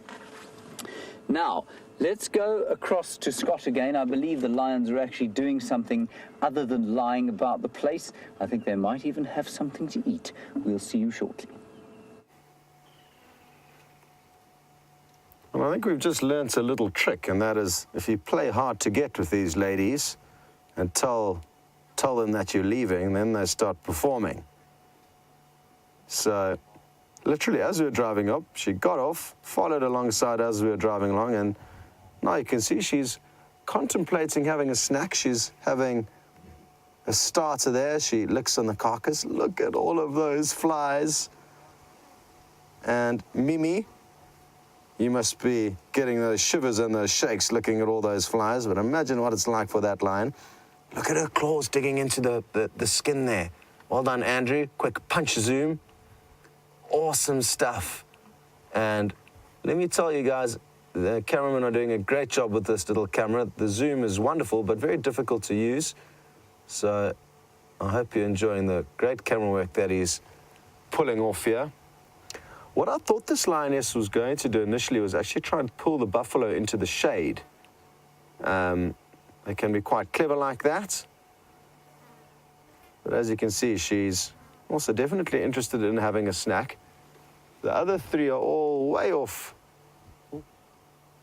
in the shade, although one's just, I see, on the move there. So maybe she just got up for a toilet break. But the other two are in the area where she's heading towards there. There you can see one and the other quickly.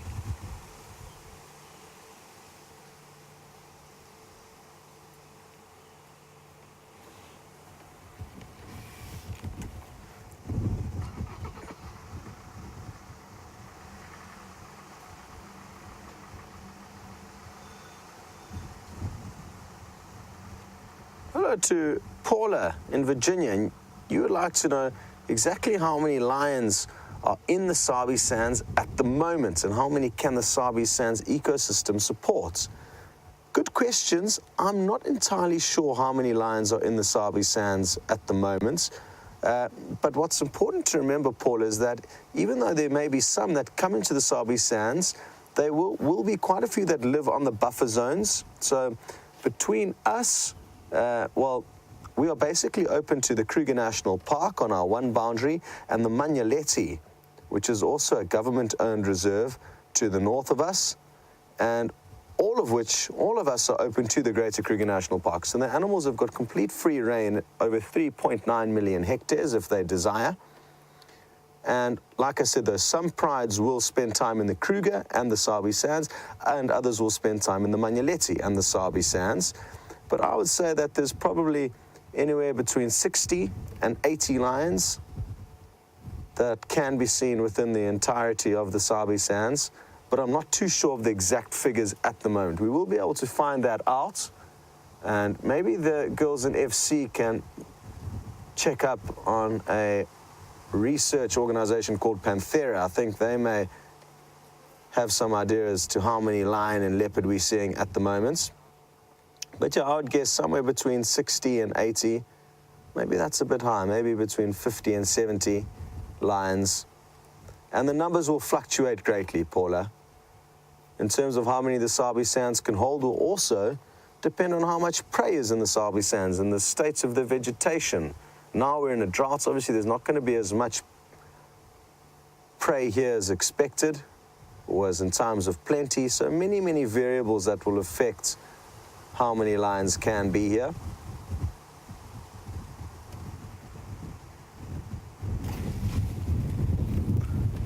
Awesome stuff. Well, surprise, surprise, and that's why I said you've got to be careful not to try and predict what wild animals are going to do. The last thing I expected them to do was to start feeding with the sun so high up in the sky, yet here they are doing just that. So we're in luck, and this is definitely against what I was expecting. Yeah, about where now? Keep coming. Pilot transformer on triple M4. Yeah, coming put out farmer.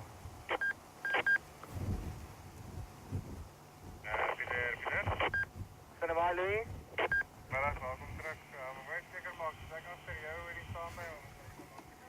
I'll just listen to the game drive radio there. And my earpiece is also causing trouble again.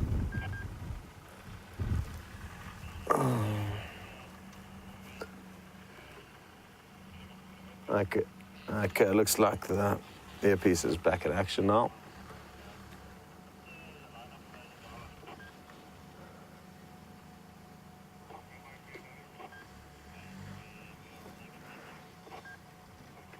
Hi there, Linda. I guess you must be thinking about the other lioness from this pride, Amber Eyes, who's busy mating with one of the Birmingham boys, and whether or not they'll be doing any feeding during the mating. And Linda, no, as a general rule, when big cats are mating, that is what they focus their attentions on. And the same goes for leopard, although on one occasion I did see a mating pair of leopard that had caught a duiker that they were feeding on between mating. So it definitely does happen, but it's not common for them to go out of their way hunting when they're focused on the act of mating. Look at all these flies. It is scary. Ugh.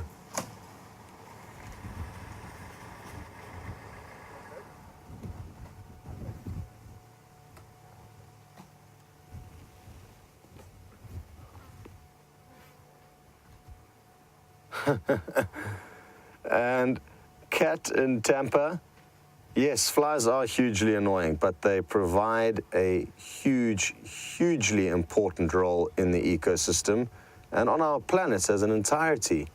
They make sure dead, rotting flesh is broken down. Maggots are masters of feeding on and cleaning out and making sure that nothing goes to waste and everything gets recycled back into the nutrient system in a hygienic way. Interestingly enough, look at that claw latched into the buffalo's hide there. You can also even see a tick latched onto the buffalo's hide, just above the claw. So yes, they are incredibly important animals, the flies, and there's even a few thoughts that the fly is going to save the planet because they are such a high source of protein, maggots at least, the larvae of flies, and because they can feed on just about anything and break down a lot of unwanted, unedible goods, fly larvae may actually be the protein that keeps this ever-expanding planet alive. So a horrible thought, but a reality. as we are exploiting the planet far faster than, well, too much basically for our population growth. And like I said, there are people that believe that the fly is going to be the animal that is keeping us alive when push comes to shove. So interesting thought there. And yes, they are annoying, but they do serve a very, very important purpose, Archer.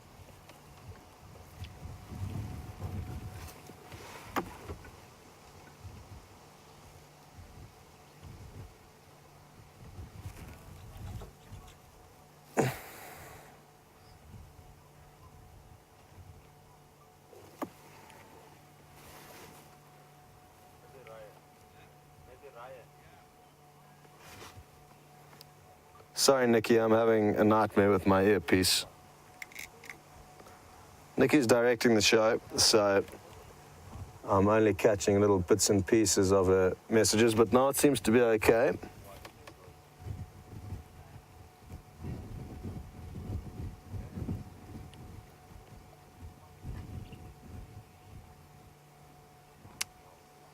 Hello to Gwen, who's watching in Virginia, and you would like to know if these lionesses are all related in some way or another, and if so, who's who?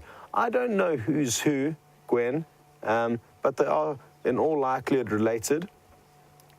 Mothers, daughters, sisters.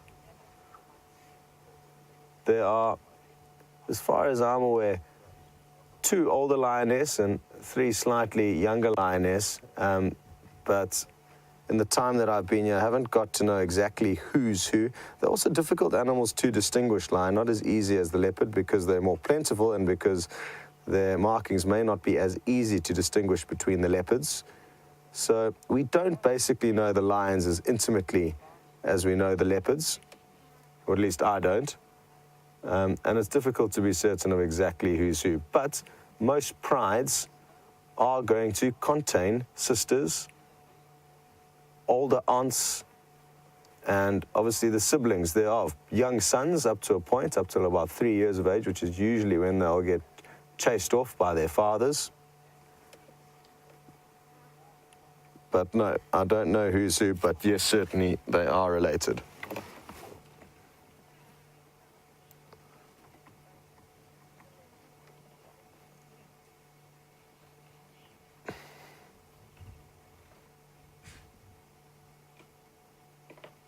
Wow, listen to this, crunching through the bones. I'm not sure if you heard that. You may well have.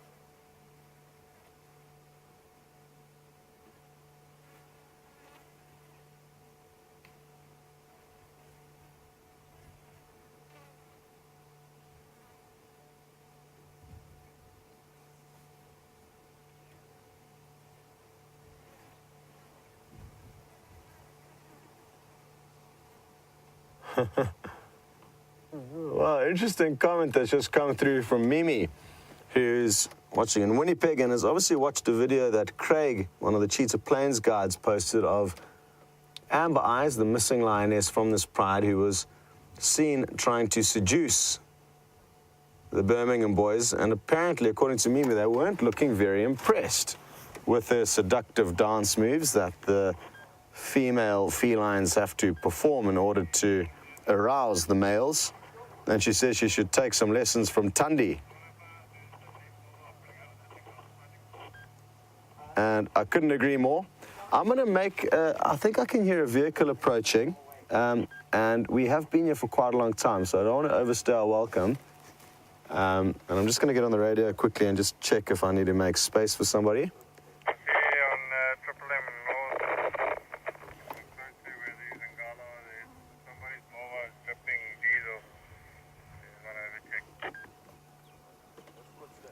So sorry, Mimi, but thank you for that update on Amber Eyes' failed dance moves.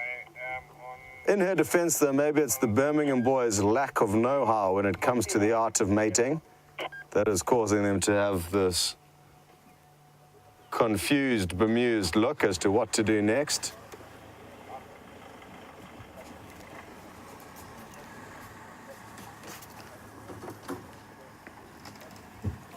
well, let me try and work out what's going on with the vehicle movements around the sighting. There's a maximum of 3 vehicles per sighting, and like I say, we have been here a long time, and we don't want to overstay our welcome if it's going to impact on the other guides and their guest day. So let me do some work on the radio. We may be gone when you get back, or we may be here. Time will tell. Right, we are driving down the Cheetah Cut line, everybody, and it's at this stage that I like to sit up where I am now so that I may gaze to the far east into Torchwood, look over my shoulder into the magnificence of Djuma, and scan the horizon for wonders that we can then point this camera at and show you. Not much in the way of wonders at the moment, other than the fact that, like I say, it looks a lot greener than it did when I left. But the telltale signs of an ongoing drought are all over the place. Underneath the little flush of green, there remains this kind of brown and dusty landscape. And if you were in any doubt at all, having watched those Nyalas having their fight with each other, you would have seen immediately how dry the soil underneath that little green flush is. So it is still very dry. I don't think it's going to get too much wetter. There is a small school of thought that says there's going to be some rain at the end of February, but I'm not really sure.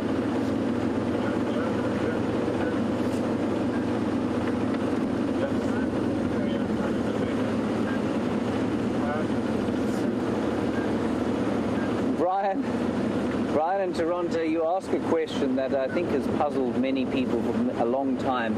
And as I was a child, when I was a child, no one could ever satisfactorily explain to me until I kind of got into guiding, and then I thought about it a bit and to chat to people. You want to know how it is that these dams get restocked with fish after they've dried out. You saw the bones there, and you'll be amazed to know that nobody will come and restock them. And they will restock themselves entirely. And that, well, in the case of the catfish, their eggs can lie dormant for a long time. And then when the water comes, they will hatch, and they can sit on the vegetation. The eggs can sit on the vegetation. The catfish themselves can sit underneath the mud for a while, and quite a long time before they die. And they will then kind of spawn immediately. I think you'll find that in the dung of fish, you'll find a lot of eggs, or caviar, freshwater caviar, that will be dumped in the water when they go and have a drink. So I think that's probably the two main vectors: vegetation, dormant eggs, and eggs that travel either on the legs or in the bowels of birds that come, or any other animal that might come and eat the fish, maybe even with terrapins and that sort of thing. So I think, Brian, that's probably how it happens. But a very good question. You build a dam somewhere on a farmland, and suddenly it's full of fish.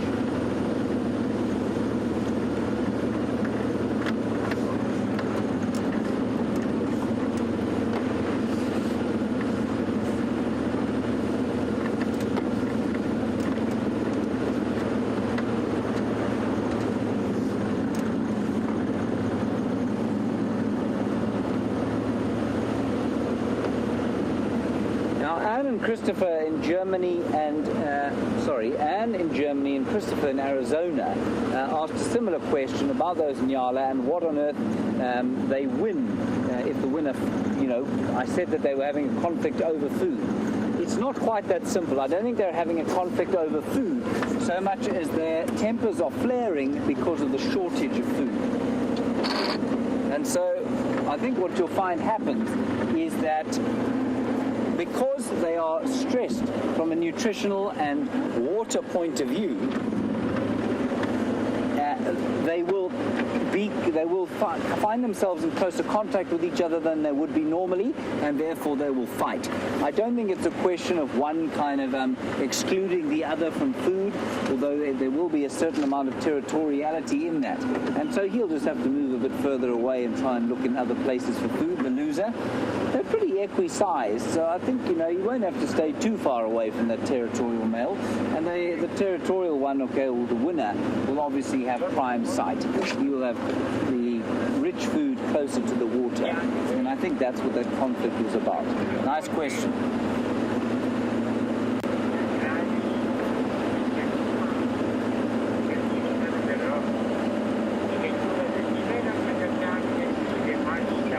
And Wicked Ange, lovely Twitter handle, the best we've had so far in my short work cycle of approximately 1 hour and 50 minutes. Wicked Ange, you want to know, do Nyala get concussion or any of the other antelope that bash their heads together? I imagine there's an element of it, but not like you and I would have if we ran into each other headlong and bashed our heads together. We'd knock each other's senses or unconscious. The brain would smash into the front of the skull, and that would bruise, and that's what causes a concussion. And if it was severe enough, the brain would actually shift in the brain case, and that is what causes brain damage. With a Nyala or any other antelope that is designed to sort of crack heads like that, the skull is thick. It's much thicker. You'll probably find that there's some kind of spongy material in the, what do they call it, the cerebrospinal fluid. Oh no, that would be in your spine. But that fluid that is between your skull and your brain, you'll probably find in those antelope that use their heads so much more. It probably protects the brain. But remember, the brain's only about that big. In a horse, the brain is the size of an apple or peach, right? So, I mean, that's only that size. So in Nyala, it's probably about that big. So if you think of a, I don't know, fairly average-sized plum, that's about the size of a Nyala's brain. Unlike ours, of course, which are very large. Some people I know use less than a peanut's worth, but certainly potentially we're intelligent.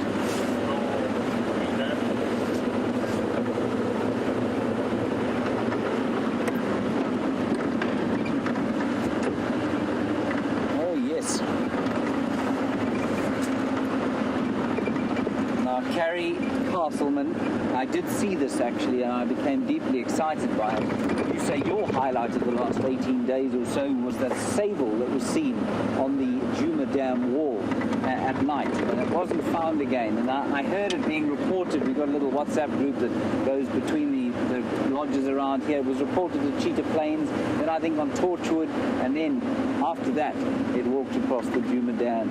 And what a wonderful sighting that was. It's a great pity we couldn't find it again. I've never seen a sable in this area. I've only heard of them 3 or 4 times. So I'm reacquainting myself with this vast reserve of ours and hoping to find 1 or 2 leopard tracks. I haven't seen any. That might be because I don't remember what they look like. I'm hoping that I might find 1 or 2. Haven't found any yet, and I would be tremendously excited to see the new leopard that you all saw mating with Tingana the other day, Kandi. And I believe Karula was also mating with Tingana again. Again, I must question the virility of our friend Tingana and whether he is actually doing anything useful with these mating opportunities by way of leaving a Darwinian legacy. Ah, well done, Brian.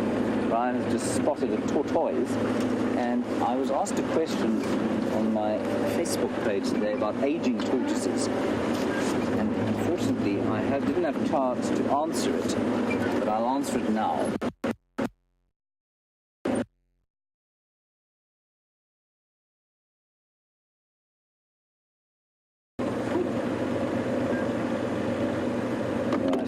I think the signal is probably a little bit dodgy here, so I'm not going to move too much. But I heard that you can age a tortoise by the number of rings that it has on the scoots. Now, the scoot is that kind of, well, let me actually just get out and show you. Sorry, Mr. Tortoise, I mean you no harm.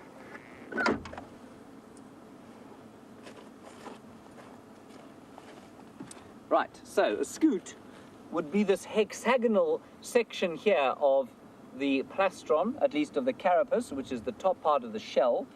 And you can see these rings, concentric rings here, that go along. Now, I always heard that it was a bit like a tree, that if you just counted those, you could get the age of the tortoise.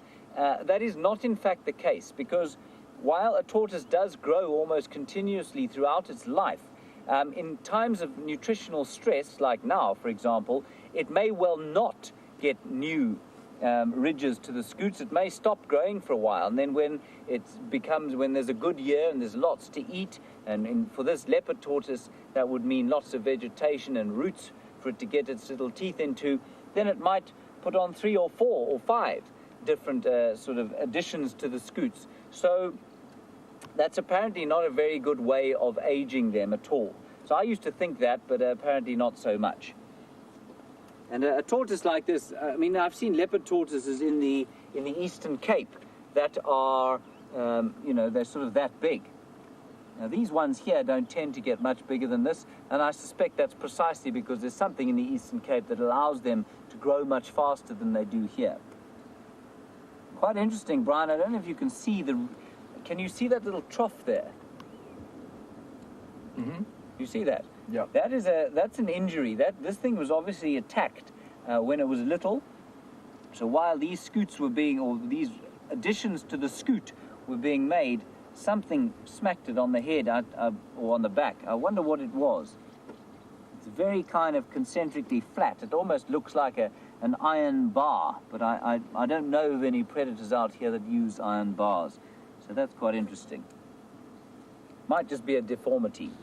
All right, we'll leave him to go on his way, and we shall go on our way. Our next port, of course, call will be Treehouse Dam. I want to go and see that now, and then we'll decide from there. I think we'll probably meander slowly towards the hyena den. Right. Now, we've been seeing lots and lots of snakes recently. Found one in the camp today that Scott fished out of the washing machine with his bare hands. Of course, Scott has now got something that eats snakes, and that's not himself.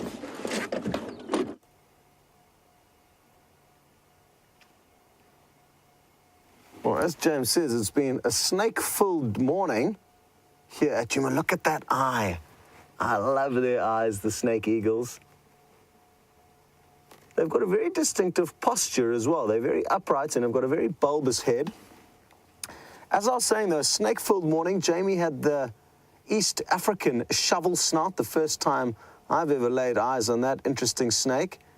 Then there was a report from Mama Z, our housekeeper, who was in the shower/laundry. Oh, off it goes. Well done, Andrew. Doesn't skip a beat, Andrew Joe Francis. And let's hope that the snake eagle has a successful afternoon hunting. And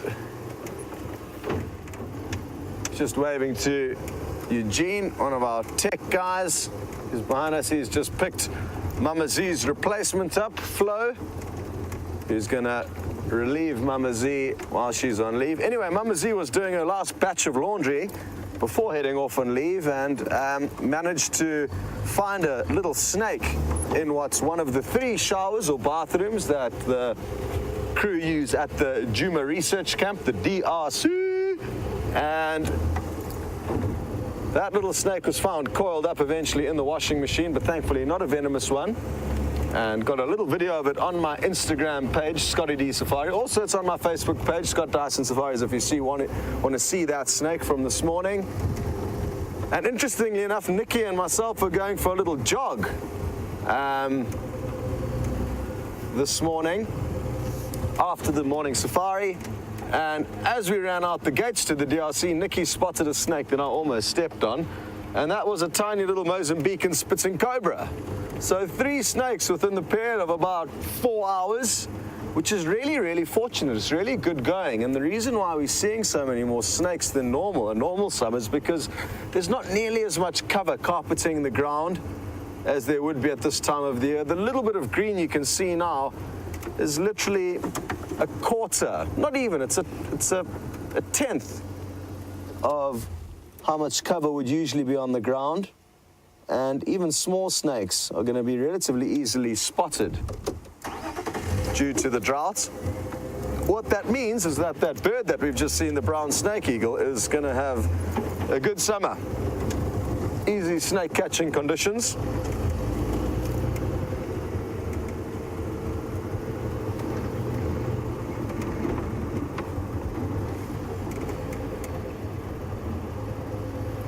Wow.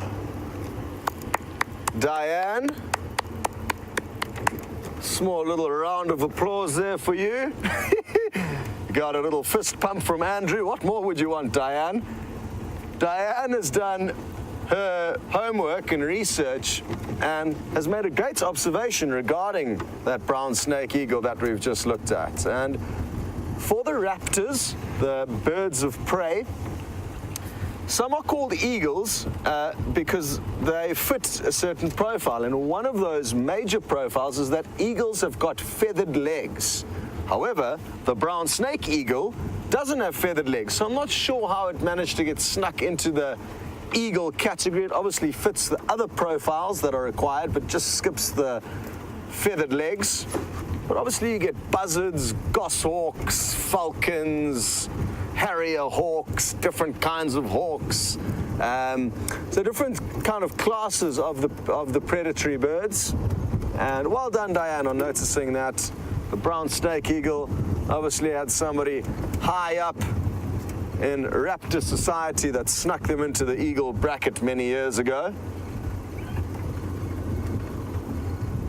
There's politics in the bird world as well, and bribery and corruption, and obviously the snake eagle was involved in such a deal.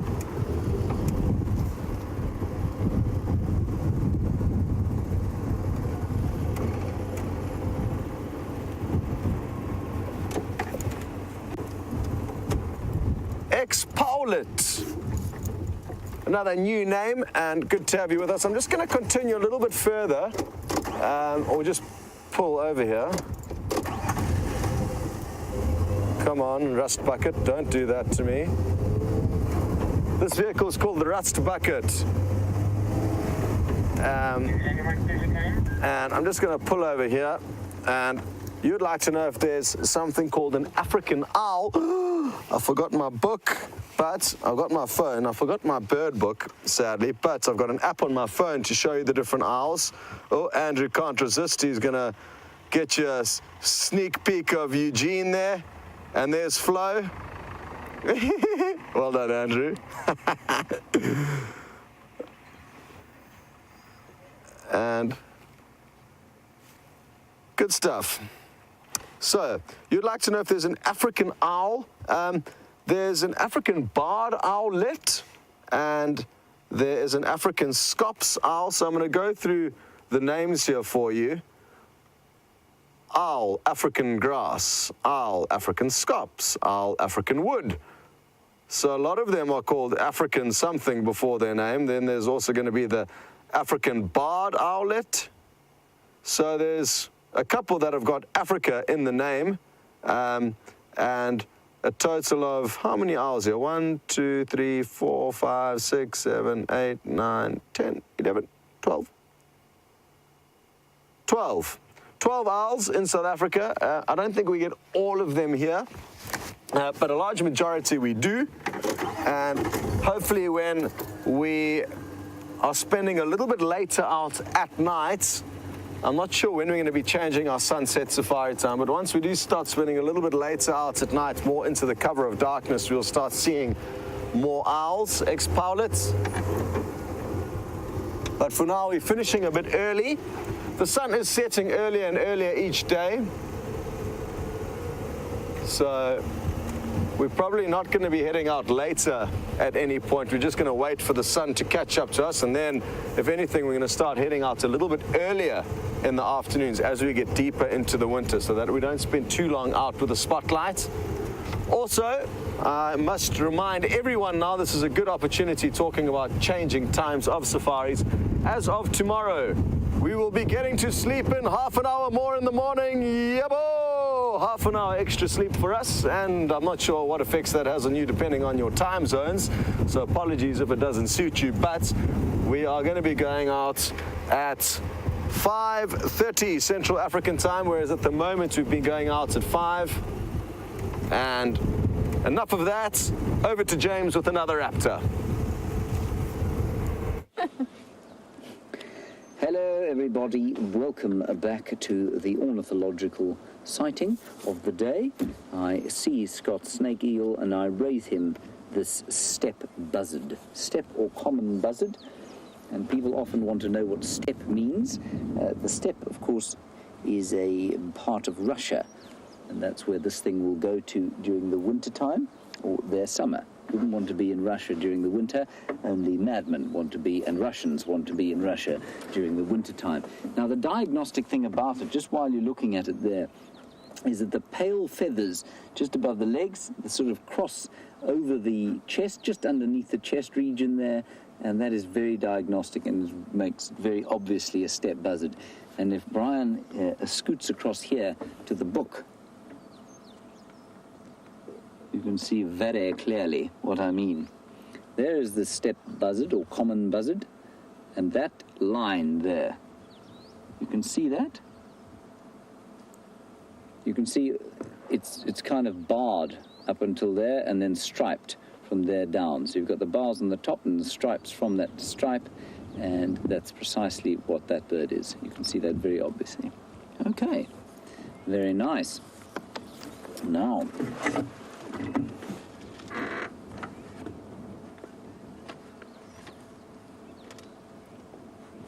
well done, James Richard. I believe you have increased your bird list now to 102 feathered friends. The brown snake eagle, not unfortunately my steppe buzzard, took you to that position of 102. That's not bad. I think you probably got another 100. Oh, I forgot, I'm not allowed to wear my glasses while we're live. Very bright glare in the sun. You've probably got another 120 or so birds to go, and I think there's somebody, I keep forgetting who it is, I'm sure she's in Britain, who has about 225. It's Joan in England, I think. I think it may well be Joan, has got about 220 birds, and Mike in Florida is on 223. So between Joan and Mike, I think you'll probably find the record. And I don't believe that the total bird list, so any bird, birds that have been seen once or twice even, I think every year you probably could possibly see 220 or 40 or so. And I think what you'll find is that the total bird lives about 310. Yeah. And unsurprisingly, Mike is finding it very difficult to add to his tally. So Mike, especially in a dry year like this, you're going to find it almost impossible to add to that tally of 225. I'm sure you've noticed this season has been particularly poor for birds. And when it gets very wet, you'll find lots of little vagrants flying through, and then you might be able to push it up. Like I say, a total bird list in this area probably of about 300, maybe 310, and that means, even the one-time visitors. 225 is very good for this area. Not convinced that Jigger's clutch is entirely happy.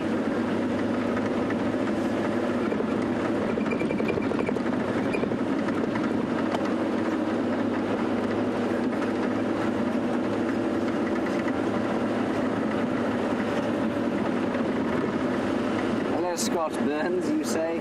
Welcome back, thank you, Scott, and that the young ones looked after the place well in my absence. Scott, I'm particularly nervous of my age, so, the less reference to it, probably the better. But you've got a bird list of 54, and you want to try and reach 100. Scott, I think if you keep watching, you will get there, and I will certainly point some out to you.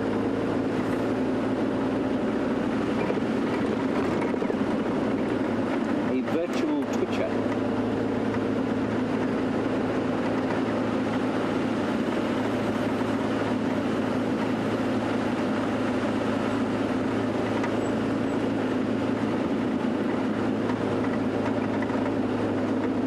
Woo! Diane, you're on 125 for your bird list. That steppe buzzard brings us to 125. Good job, you're about halfway there. I'm still very impressed. I think to get 200 birds having watching this from Florida or Britain is quite astonishing. It's all very well if you're sitting here and if something flies over, you can go walking off after it and look at it with your binoculars. But for the cameraman to actually see half of the birds that we go, oh look, is amazing.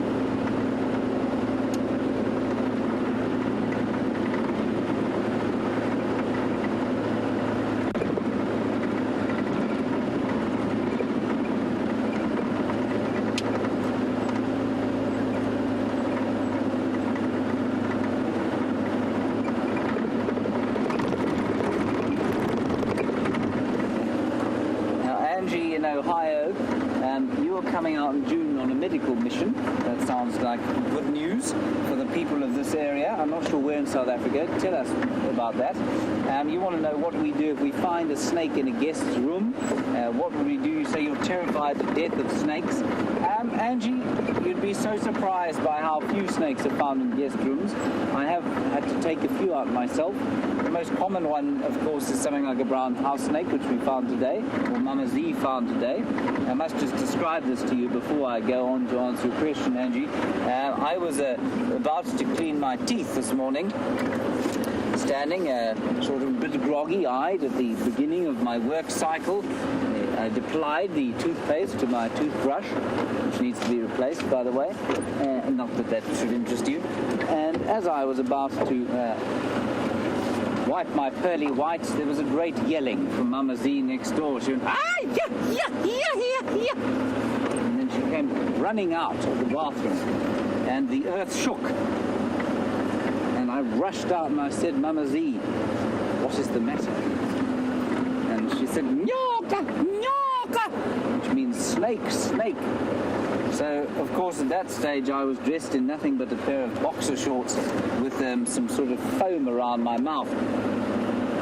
And I went off into the bathroom to try and find the offending reptile, and it had gone underneath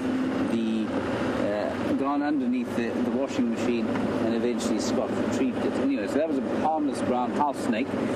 But Angie, Mozambican spitting cobra is the one that we most commonly find in buildings. That is quite potentially dangerous snake, mainly because they're quite slow. But if you don't notice them there, they do get scared, and so they will sit up and they can spit at you if you're not careful. It's so unlikely though, and if we do find a snake in a room, or if a guest finds a snake in the room, they normally just call us, or if we obviously don't have guests, but if you're at Arathusa or Vuyatela or Gallagher, they will simply call one of the rangers who will come in, grab it with the snake tongs and take it out and release it quite a distance from your room. So I really wouldn't worry about the slightest danger. But tell us where you're going. It'll be fascinating to know which part of South Africa is going to be privileged to be serviced by your medical schools.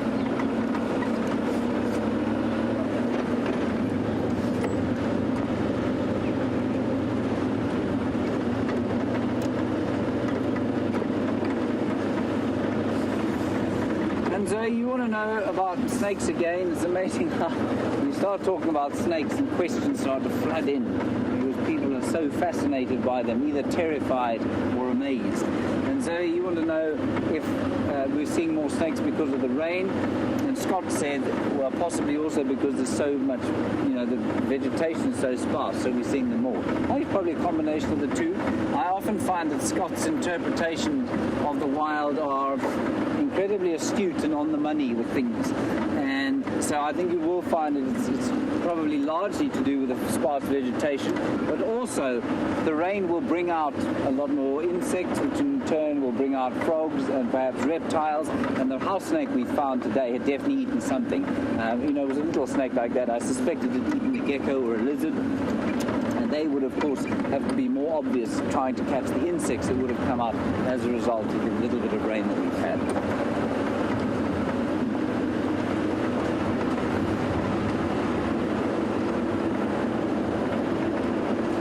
There's not a lot going down on Philemon's cut line.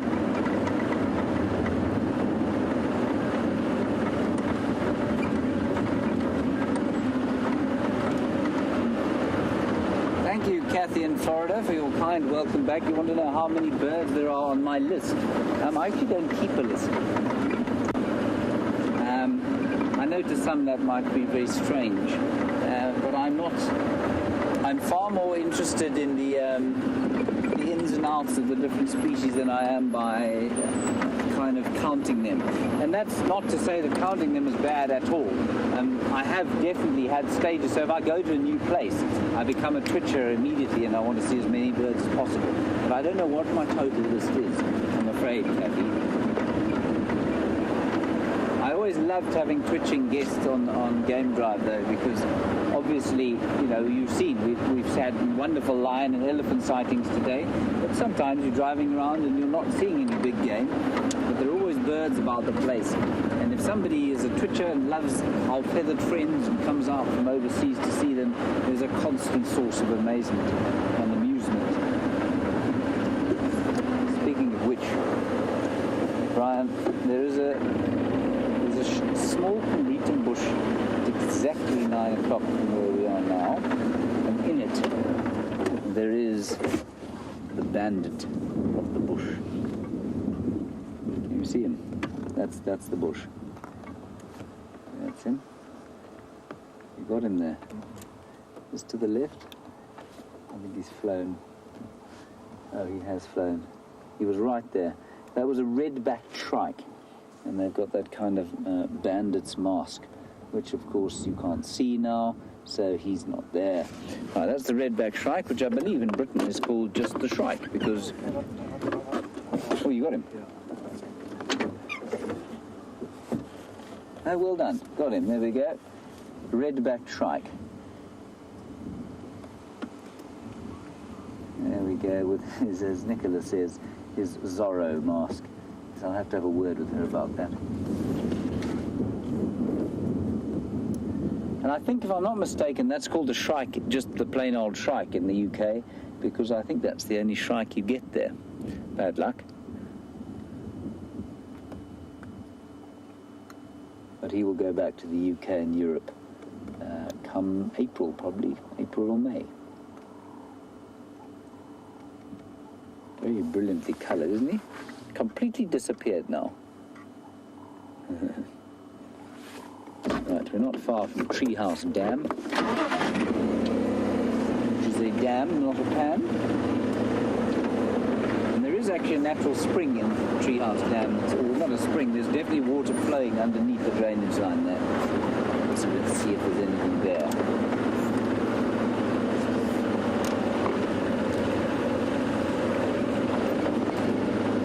Brian, of course, also only got back yesterday, and so... Oh, hang on, let's quickly go across to potentially new bird with Scott. Now, I know a lot of you are working hard on your bird list. This bird is working hard on staying on that little branch in the windy weather. How awesome is this? And that will be a new bird for a lot of your bird lists. You may be wondering why I was leaning down like this. I was just checking the monitor carefully. So that's what I was doing there. Hello, everyone. And that was a ground scraper thrush, which I am certain will be a new bird for a lot of your bird lists. Beautiful markings on its face and also lots of spots on its chest. And we don't see them very often, the ground scraper thrush.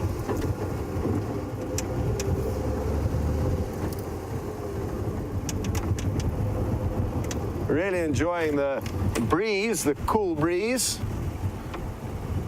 because it was exceptionally hot as we started off the sunset safari. Now it's becoming very, very enjoyable to be out, weather-wise.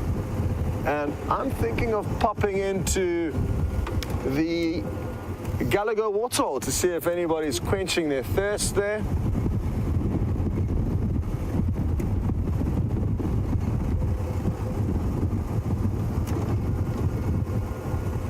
And I'm told James is planning to head to the hyena den a little bit later. That's a great plan. A very, very good plan, which I had not thought of, so I'm glad he did. Now, I completely forgot to mention this earlier, but for those of you who were on the sunrise safari, when was it? It was yesterday. We were just trying to find out where there were, or what a squirrel may have been alarm calling for off on Arathusa. And I jumped out the vehicle, had a look around the bushes, couldn't find what the squirrel, and the squirrel was still in the bush looking intently, still alarming and whatever it was that was in there. And one of you managed to get a screenshot of that whole event and found a slender mongoose hiding in the bushes that we overlooked. So, well done for those of you, for the one person who did find that slender mongoose hidden away. At least that myth has been busted. The squirrel wasn't imagining things. And What's interesting is that when I did a jump pretending that I had found a snake or something scary and I just simulate getting a fright, my cell phone came flying out of my top pockets and landed on the ground there, and I only realized when I got back to camp that I had lost it somewhere. So none of you noticed that, but one of you was close, sharp enough to notice the slender mongoose. It's interesting though, because quite often you do help us find things that we've left behind. James often leaves his binoculars at various places when he's on his walks. And on a couple of occasions, you've certainly helped us when we have misplaced things.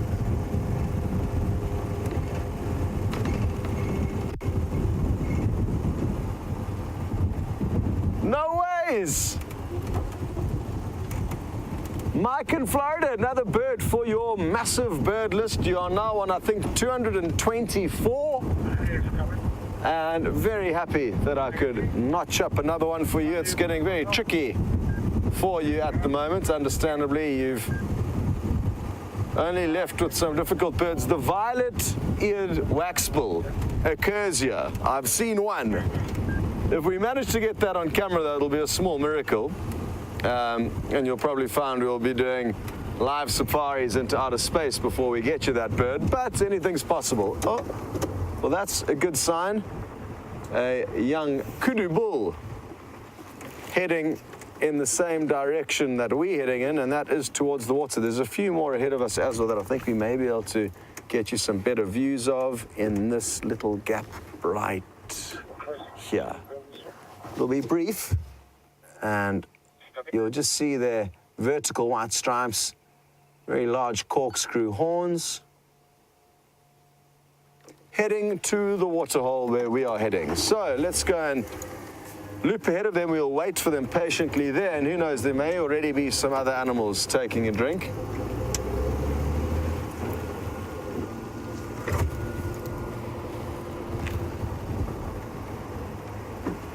Actually, let's just do this.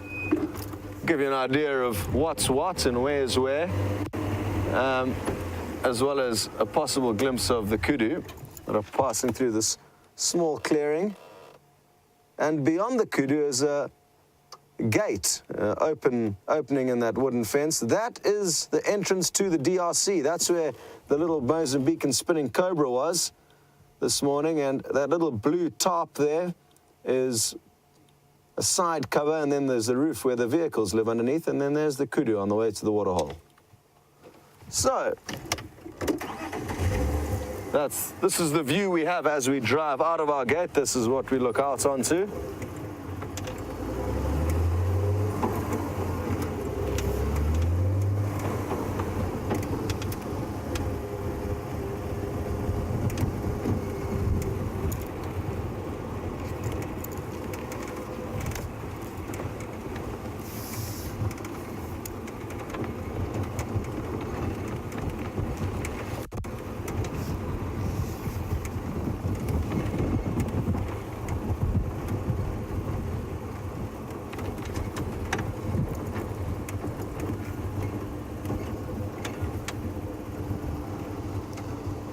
Hi there, Danny in Chicago, and you would like to know if it's dangerous to go running in the bush.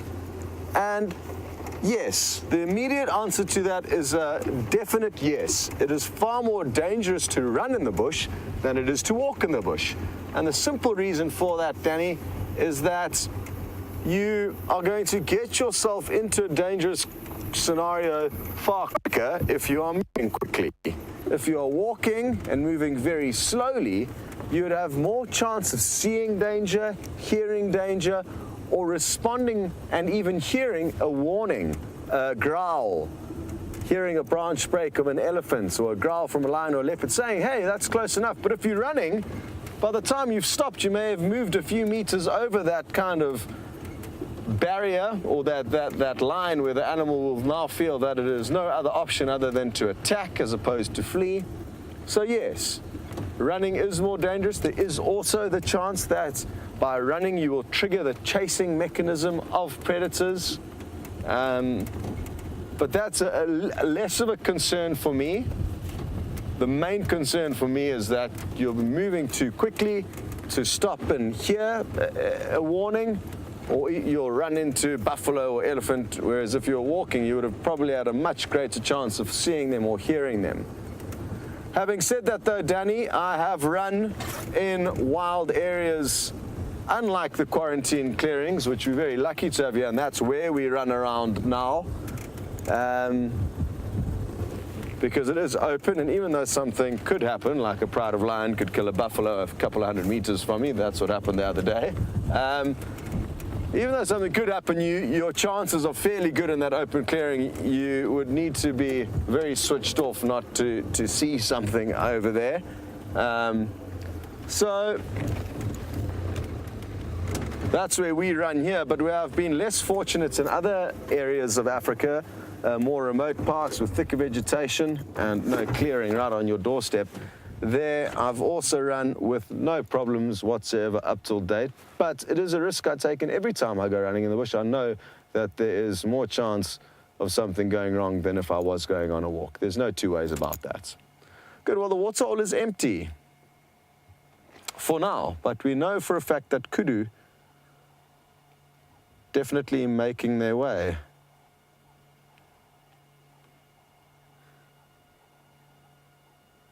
Well, we've got a very tasty question through from Potatoes, Carrots, Yum. That is the most bizarre name I've ever heard of, and we get a lot of bizarre names coming through. So you are officially the winner, and I find your name delectable.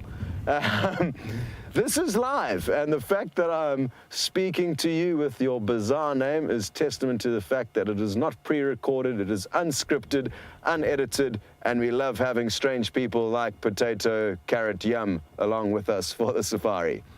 Like I said, Potato, Carrot, Yum, we have got some kudu on the way, but again, because this is live, while there is nothing happening, you just have to sit here patiently. Oh. Or you can rely on your very nifty cameraman to find a Cape turtle dove. And there was a terrapin. And there was a terrapin, okay. So Andrew's just making sure that it was actually more. Oh, there's two terrapins, which are the freshwater turtles that have just popped up their heads there. Not easy to see, but you would have noticed that. There was another bird calling a little bit earlier. And that was a cuckoo, and there's a lot of doves coming in now. One just called kru-kru-ru, as it came into land. So, happy hour, it appears. They're all coming rushing in. Very pretty birds, and I guess you could like them to impala, the most plentiful antelope in this area. And just because the Cape turtle doves are plentiful, or just like anything in life really that's plentiful and not rare, it tends to become a little bit overlooked.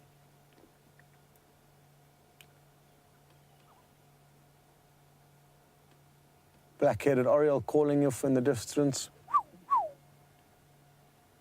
Jeez, Andrew, that was ambitious. Oh.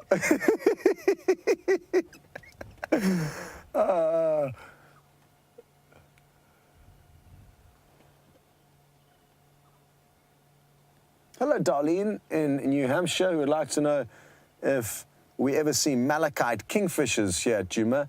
And yes, we do. And we have seen a few in the summer months. I don't know, we didn't see many during the winter months, but certainly in summer around Buffelshoek Waterhole, there are some, but I don't think there's any there now because there's no water in it. And unlike a lot of the other kingfishers that actually don't eat fish, the malachite kingfisher does, and therefore needs a water source to live at because it needs fish that live in those waters. So I'm guessing that's why we're not seeing any on Djuma at the moment. There could be some living at the Arathusa Waterhole, but we're not going to find any at the two artificially pumped waterholes here on Djuma. So that's the reality of things. There's no water sources where we can find malachite kingfisher except for Arathusa.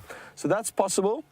And we're going to send you across to James now, who's found some ellies, and we're going to wait patiently for these kudu, who I'm confident are still on their way here. Right, look at that, everybody. That is just the most stunning thing you could ever hope to see out here. The setting golden African sun, the dust of the drought underneath that magnificent elephant's trunk and his feet. Isn't that wonderful?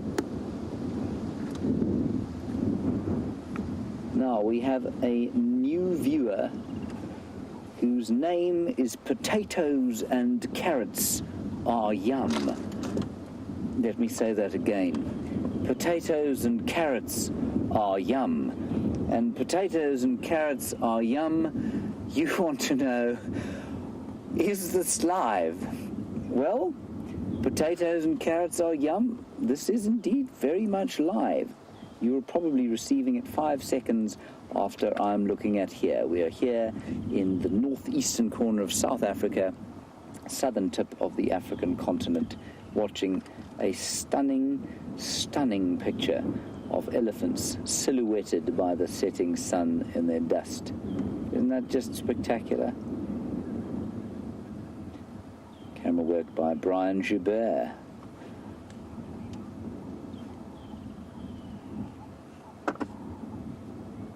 Oh, that's too spectacular.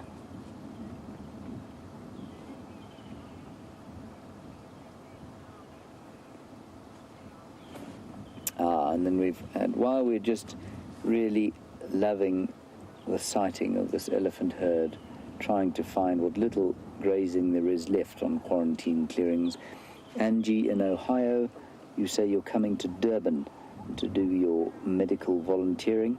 That's great stuff. They definitely need it down there, and you're hoping to pop up to the Kruger Park for a visit. I think that's very important. If you don't, oh, look at the impala in the background there. Isn't that wonderful? Just walking through the middle of the herd, right at the back. So Angie, if you don't manage to get all the way up to the Kruger, it's quite a long way from Durban. Lots of very beautiful national parks in Natal, KwaZulu-Natal, where you'll be. So I'm sure you'll be able to visit one of them if you don't get up here. Hluhluwe Mfolozi is the big one there, and that's not far from Durban. You're also going to be quite close to the Drakensberg, of course. The same mountain range that we see here, but just a long way down it. And some incredible spots there. The Ukahlamba National Park.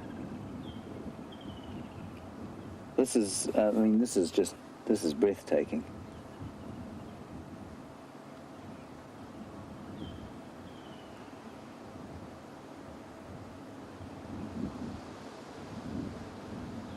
And there's almost no sound around at the moment. We've got 2 microphones on the car, one on the camera, one on the dashboard. And the only sound that we can hear at the moment is a very distant call of a woodland kingfisher. And the wind. Might just be able to hear the wind rustling the Combretum apiculatum or red bush willow tree just in front of us. I actually can't look at what Brian's looking at. I can only watch the presenter monitor because the sun is too bright. And I have never experienced brightness like I have this year with the drought. I think it's definitely the lack of moisture in the air and the lack of cloud in the west in the afternoons has made for much brighter days than normal. That is, I mean, that's an incredible sight. Wow. That's a perfect sight for my first evening back. Flapping ear, there's gently cooling the blood as it goes to the brain. Walk in front of the sun. Go on. There we go. Gracie, I share your sentiments. You say you think that potatoes are yum, but you're not so sure about carrots. Gracie, I agree. I think potatoes are tolerable. Carrots, on the other hand. Well, I mean, that elephant couldn't have been directed there more competently by Steven Spielberg.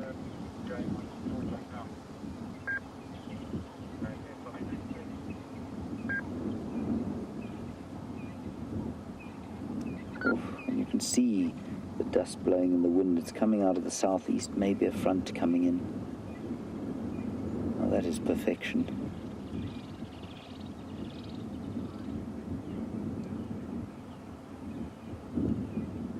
It is absolute perfection.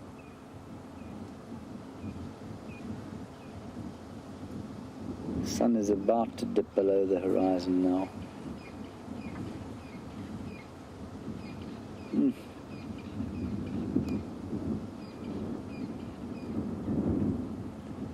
And it is scenes like this, of course, that drive millions and millions of Europeans, Americans, South Americans, Australians and Asians to the continent where humanity began, of course. Because a scene like this will touch something very profound and deep in the primal history of your soul.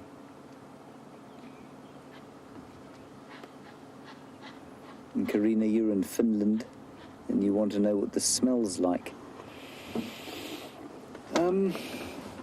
Very subtle, Karina, as those impala go chasing each other about the place. Karina, I would say it just smells of dry dust at the moment. There are no kind of summery, flowery smells at all. It's very much a winter smell, actually. And so very subtle. And we're not getting that grassy smell at all at the moment, simply because there just isn't that much grass. And very few flowers anymore. It's still wonderful and clean, while it is quite dusty. And of course the smell of a sunscreen on the back of the vehicle here is quite strong as well. And there the sun has finally set. And as directed, the elephant walks perfectly into glorious silhouette. And I think on that note, with not too much time left, we'd better pop off towards the hyena den and see if we can see a hyena or two.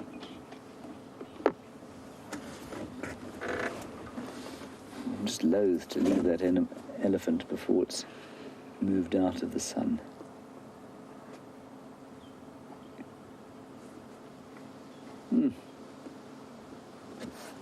All right, Brian. That was spectacular. I'll just let Brian complete the artistry of the shot. There we go. Wow. All right, on we go.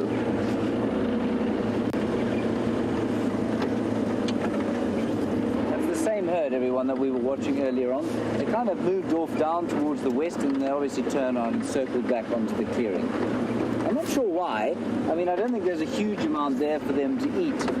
Maybe it's those silver cluster leaves that are popping up and they're eating the seedlings before they get too much tannin in them.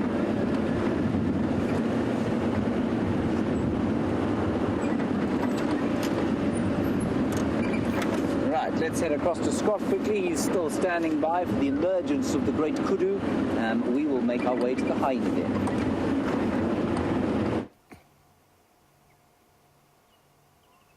Well, it's great when the animals and the humans' timings are in sync, and it appears like that is the case this evening.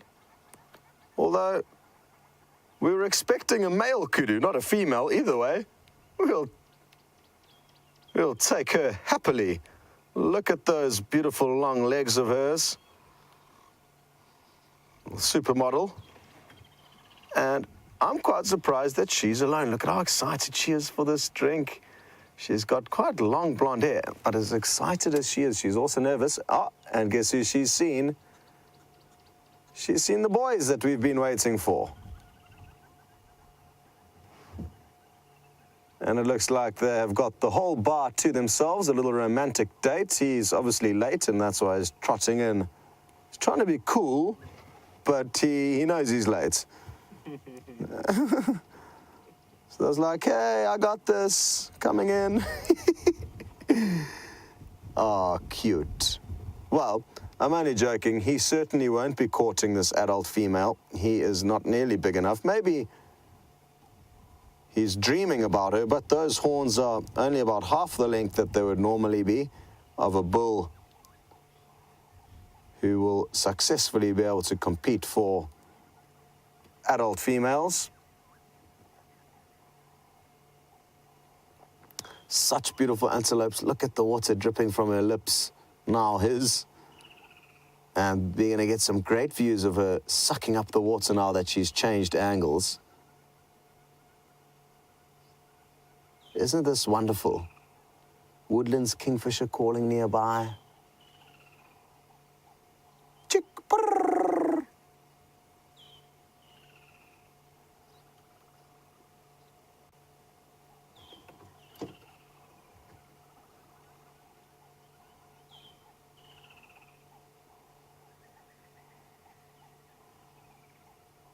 Quite nice that two of them are here, because at least they've got a little bit of safety numbers, and while one drinks, the other one's got its head up. It's quite focused on, I think, the fire that's burning at the Gallagher camp. And for those of you who are new to this live safari experience, this waterhole is situated right in front of one of the two Djuma camps. This one's called Gallagher. There's a viewing platform that you would have seen there that overlooks this waterhole for between safaris. So you are always in and amongst the action here at Djuma, either on drive with your guide. Taxon or Aubrey are the main guides here, and or on your own, on your private deck overlooking the waterhole.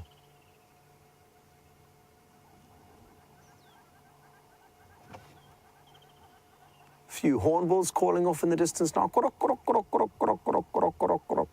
We can actually see them, Andrew, on the dead branch, and we might even get to, yeah, well done.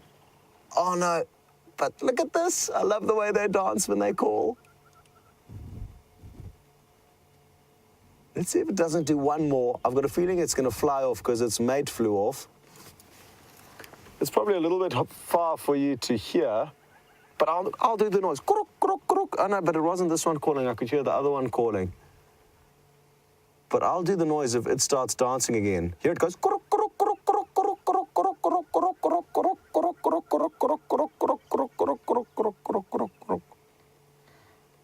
That's basically what they were doing. And those are two red-billed hornbills. Looks like husband and wife there.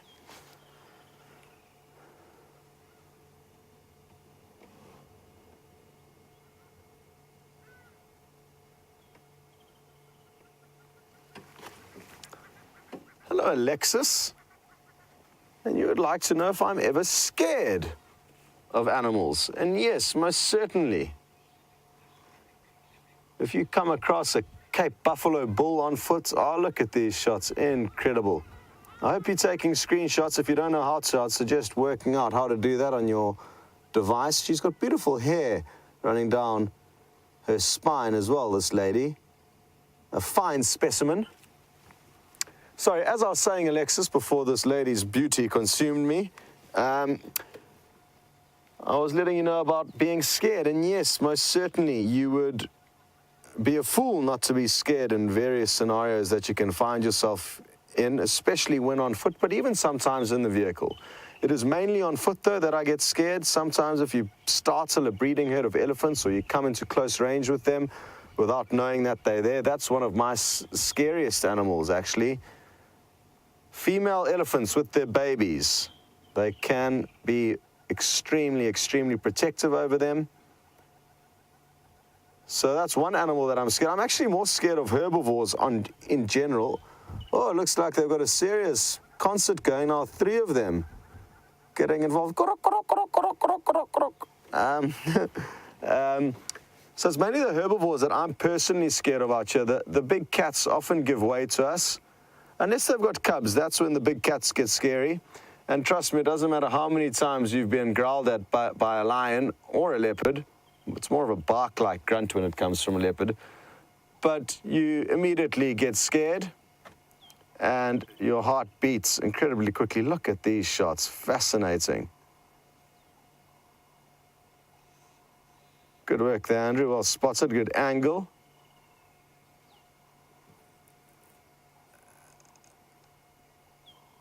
Alexis, it's great chatting with you, and it's a good question. Another animal that I get scared of is snakes.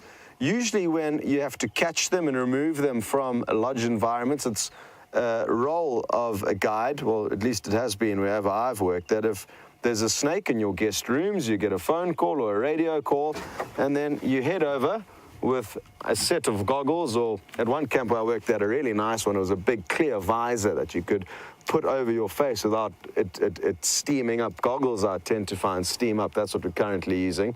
I know because we had them on this morning when we weren't sure. Oh, here comes another one.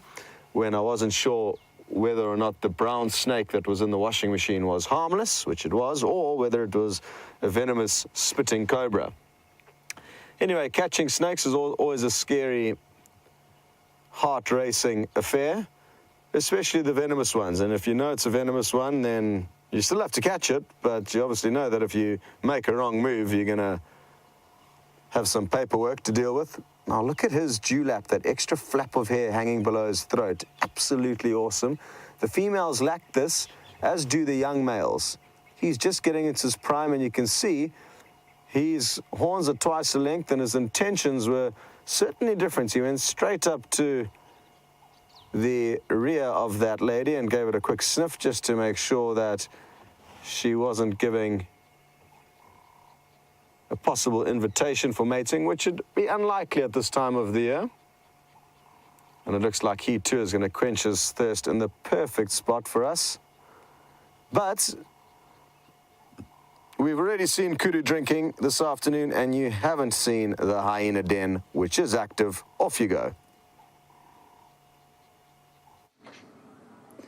Right, so here we are at the hyena den on Mvubu Road.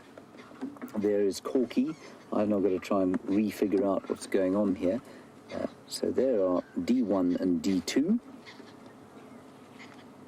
And I was trying to find out if D1 still has a little white patch. She does. There we go. Okay, so that's D1, T2 in front that you can see now. And D1 is just staying behind. And as far as I'm told by my colleagues, the other adult there is the matriarch, or what seems to be the matriarch.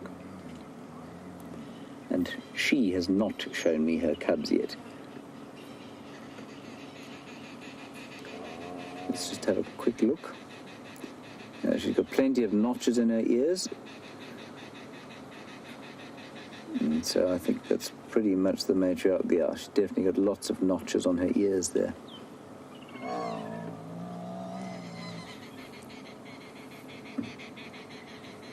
That sound is just fantastic.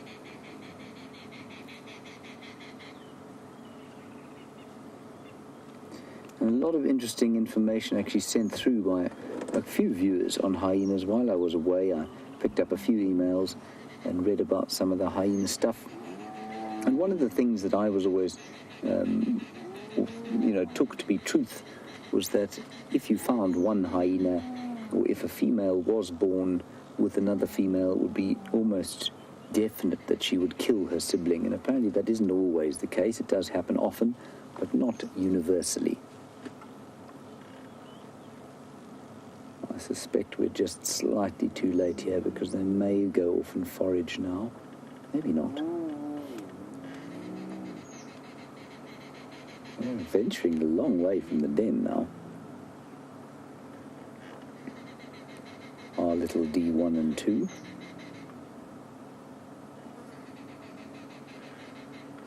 Oh, now who's that?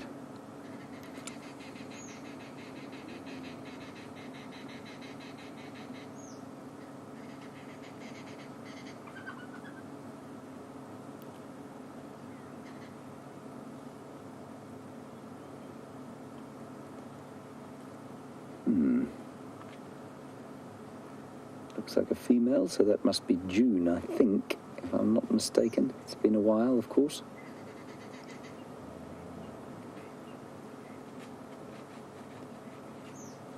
Now, come on, bring your little ones out. I want to see them.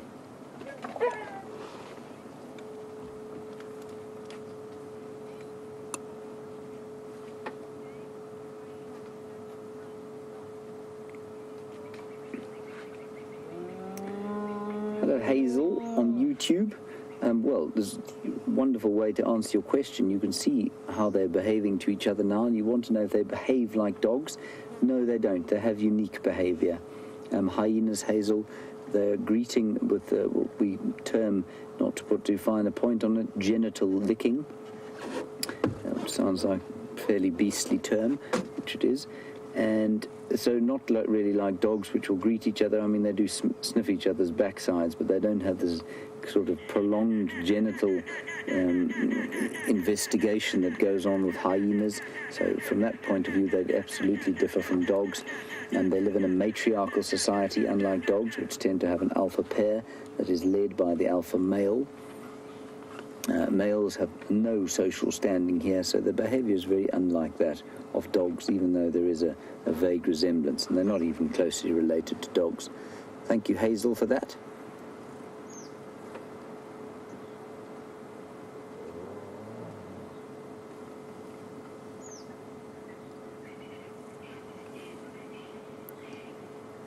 Yeah, you can see precisely what I was talking about there. That sort of very pronounced investigation of the genital area. Now, you can see that that is a female, everybody, because the tip of the pseudo-penis there is not, in fact, it's not pinched, it's dead straight. And that, unless I'm very much mistaken, is a female, and therefore is June. And for those of you who don't know, we tried to sort of name them after the months in which they were born, just to try and make things a bit easier when we were referring to them. Of course, as they become adults, they're going to become more and more difficult to identify from each other, and we're going to have to start trying to find obvious spot patterns, which you can do if you take photographs. You can definitely do that. Their spots don't change. They will obviously get slightly further spread apart as they get bigger, but the actual positioning of the spots, rather like the fable of the leopard goes, the hyena does not change its spots. Not so, Brian. Mm-hmm.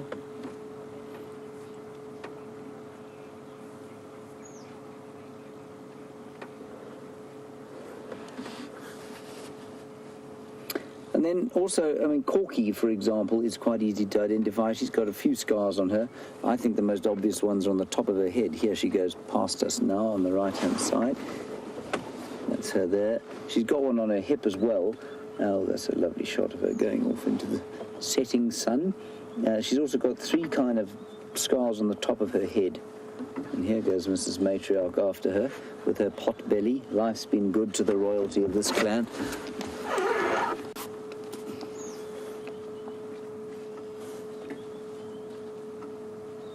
And interestingly, as we watch them disappear off, she's she most obviously noted by the nicks in her ears, which won't heal, I don't think.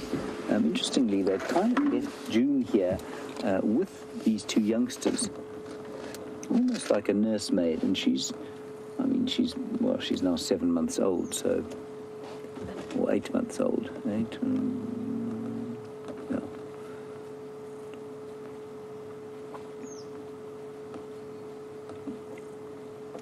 So I'm interested that they haven't gone back into the den. Oh, hang on.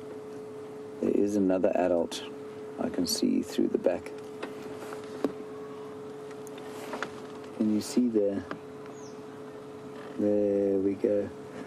Here's some more stuff going on here.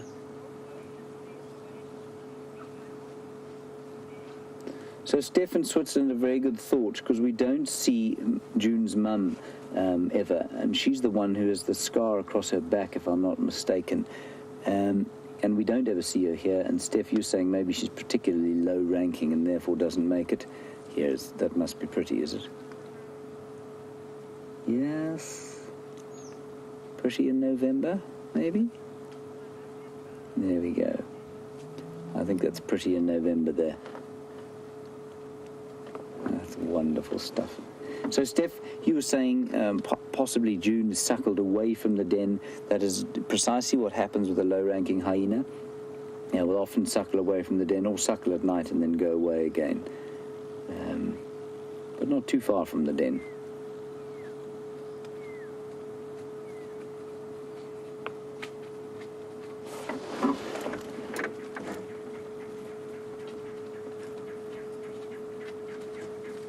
Oh, look.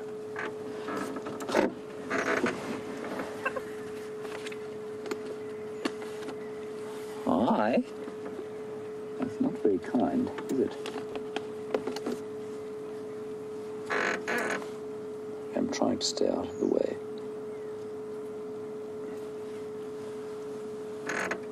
Now, I got a new telephone while I was on leave. Of course, it's got nothing to do with being a telephone, but it has super slow-mo. And so I'm playing with it consistently. I don't think it's going to pick up these magnificent hyenas, though, in these low-light conditions. But when they get this close...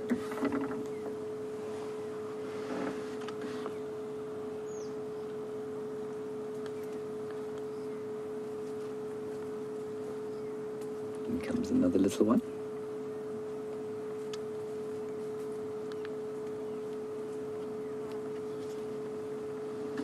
I think it's very interesting that June has been left here as a nursemaid. Now the others, of course, is, I think November is, oh, there she is. She's, I can just see her over the door here, but we won't be able to pick her up with the camera. She's right here.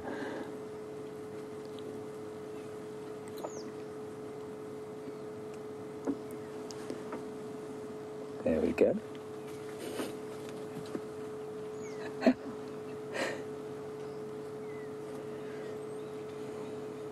Oh, they are just too precious.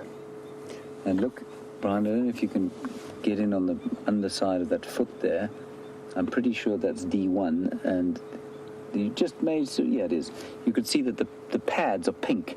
So it's almost like a little piece of albinism on D1 there, where you've got pink pads and those white toes. So no melanin in those two toes.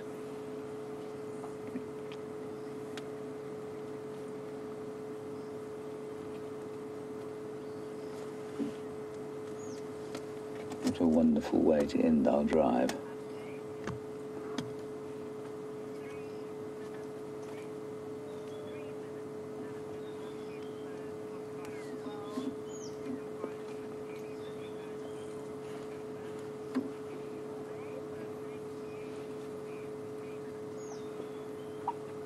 Now, let's just try and figure out here. Of course, the cubs will start to show dominance from this age. And I think it's not surprising. I think there's a little bit of confusion over the dominance of Pretty versus Corky in light of the fact that around this den, I'm told, that Pretty is really quite a lot more assertive than she was when she was just with Corky at the other den site. And so if we watch the cubs together, it'll be interesting to see if Corky's kids, the two littler ones here, are sort of cheeky around the slightly larger one that is November. And I think this one here, June, yeah, I initially thought that June's mother was quite dominant, but perhaps I'm wrong. And certainly they're not afraid to be cheeky to her at all.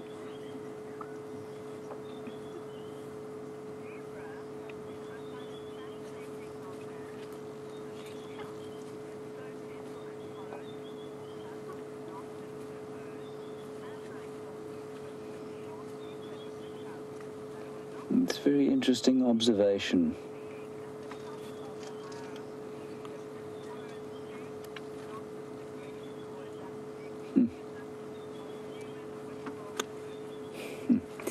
Fascinating comment from Deborah. Deborah, you say Madam, the matriarch, I think that's a good name for her, is gentle with all of the cubs. Unlike when Corky was at the other end, she tended to be quite snappy with the cubs that weren't her own. and you say maybe that's part of being a matriarch, that, you know, tolerance to youngsters and others of lower rank, and you then say maybe you're projecting a little bit. I think you are projecting a bit, I'm afraid, but it is fascinating to see. She's obviously got the social smarts, though, to be the matriarch and to maintain that position. And of course, if you're a primate, a Circapithian primate, that's precisely how you do it. It's not just plain, it's mostly aggression, but it also is sussing out the social lay of the land. So that's a great thought and a great observation. All right. Well, everybody, I think that's the end of our drive for today. Thank you very much, all of you, for your well wishes and for your comments and questions.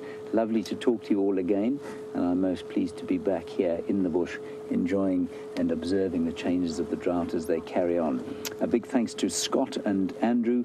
You will see them tomorrow, along with Brian and I. Thank you, Brian, for a magnificent effort today. And, of course, to Nicola in the final control in my ear, and receiving the questions from you, Kirsty McLennan-Smith.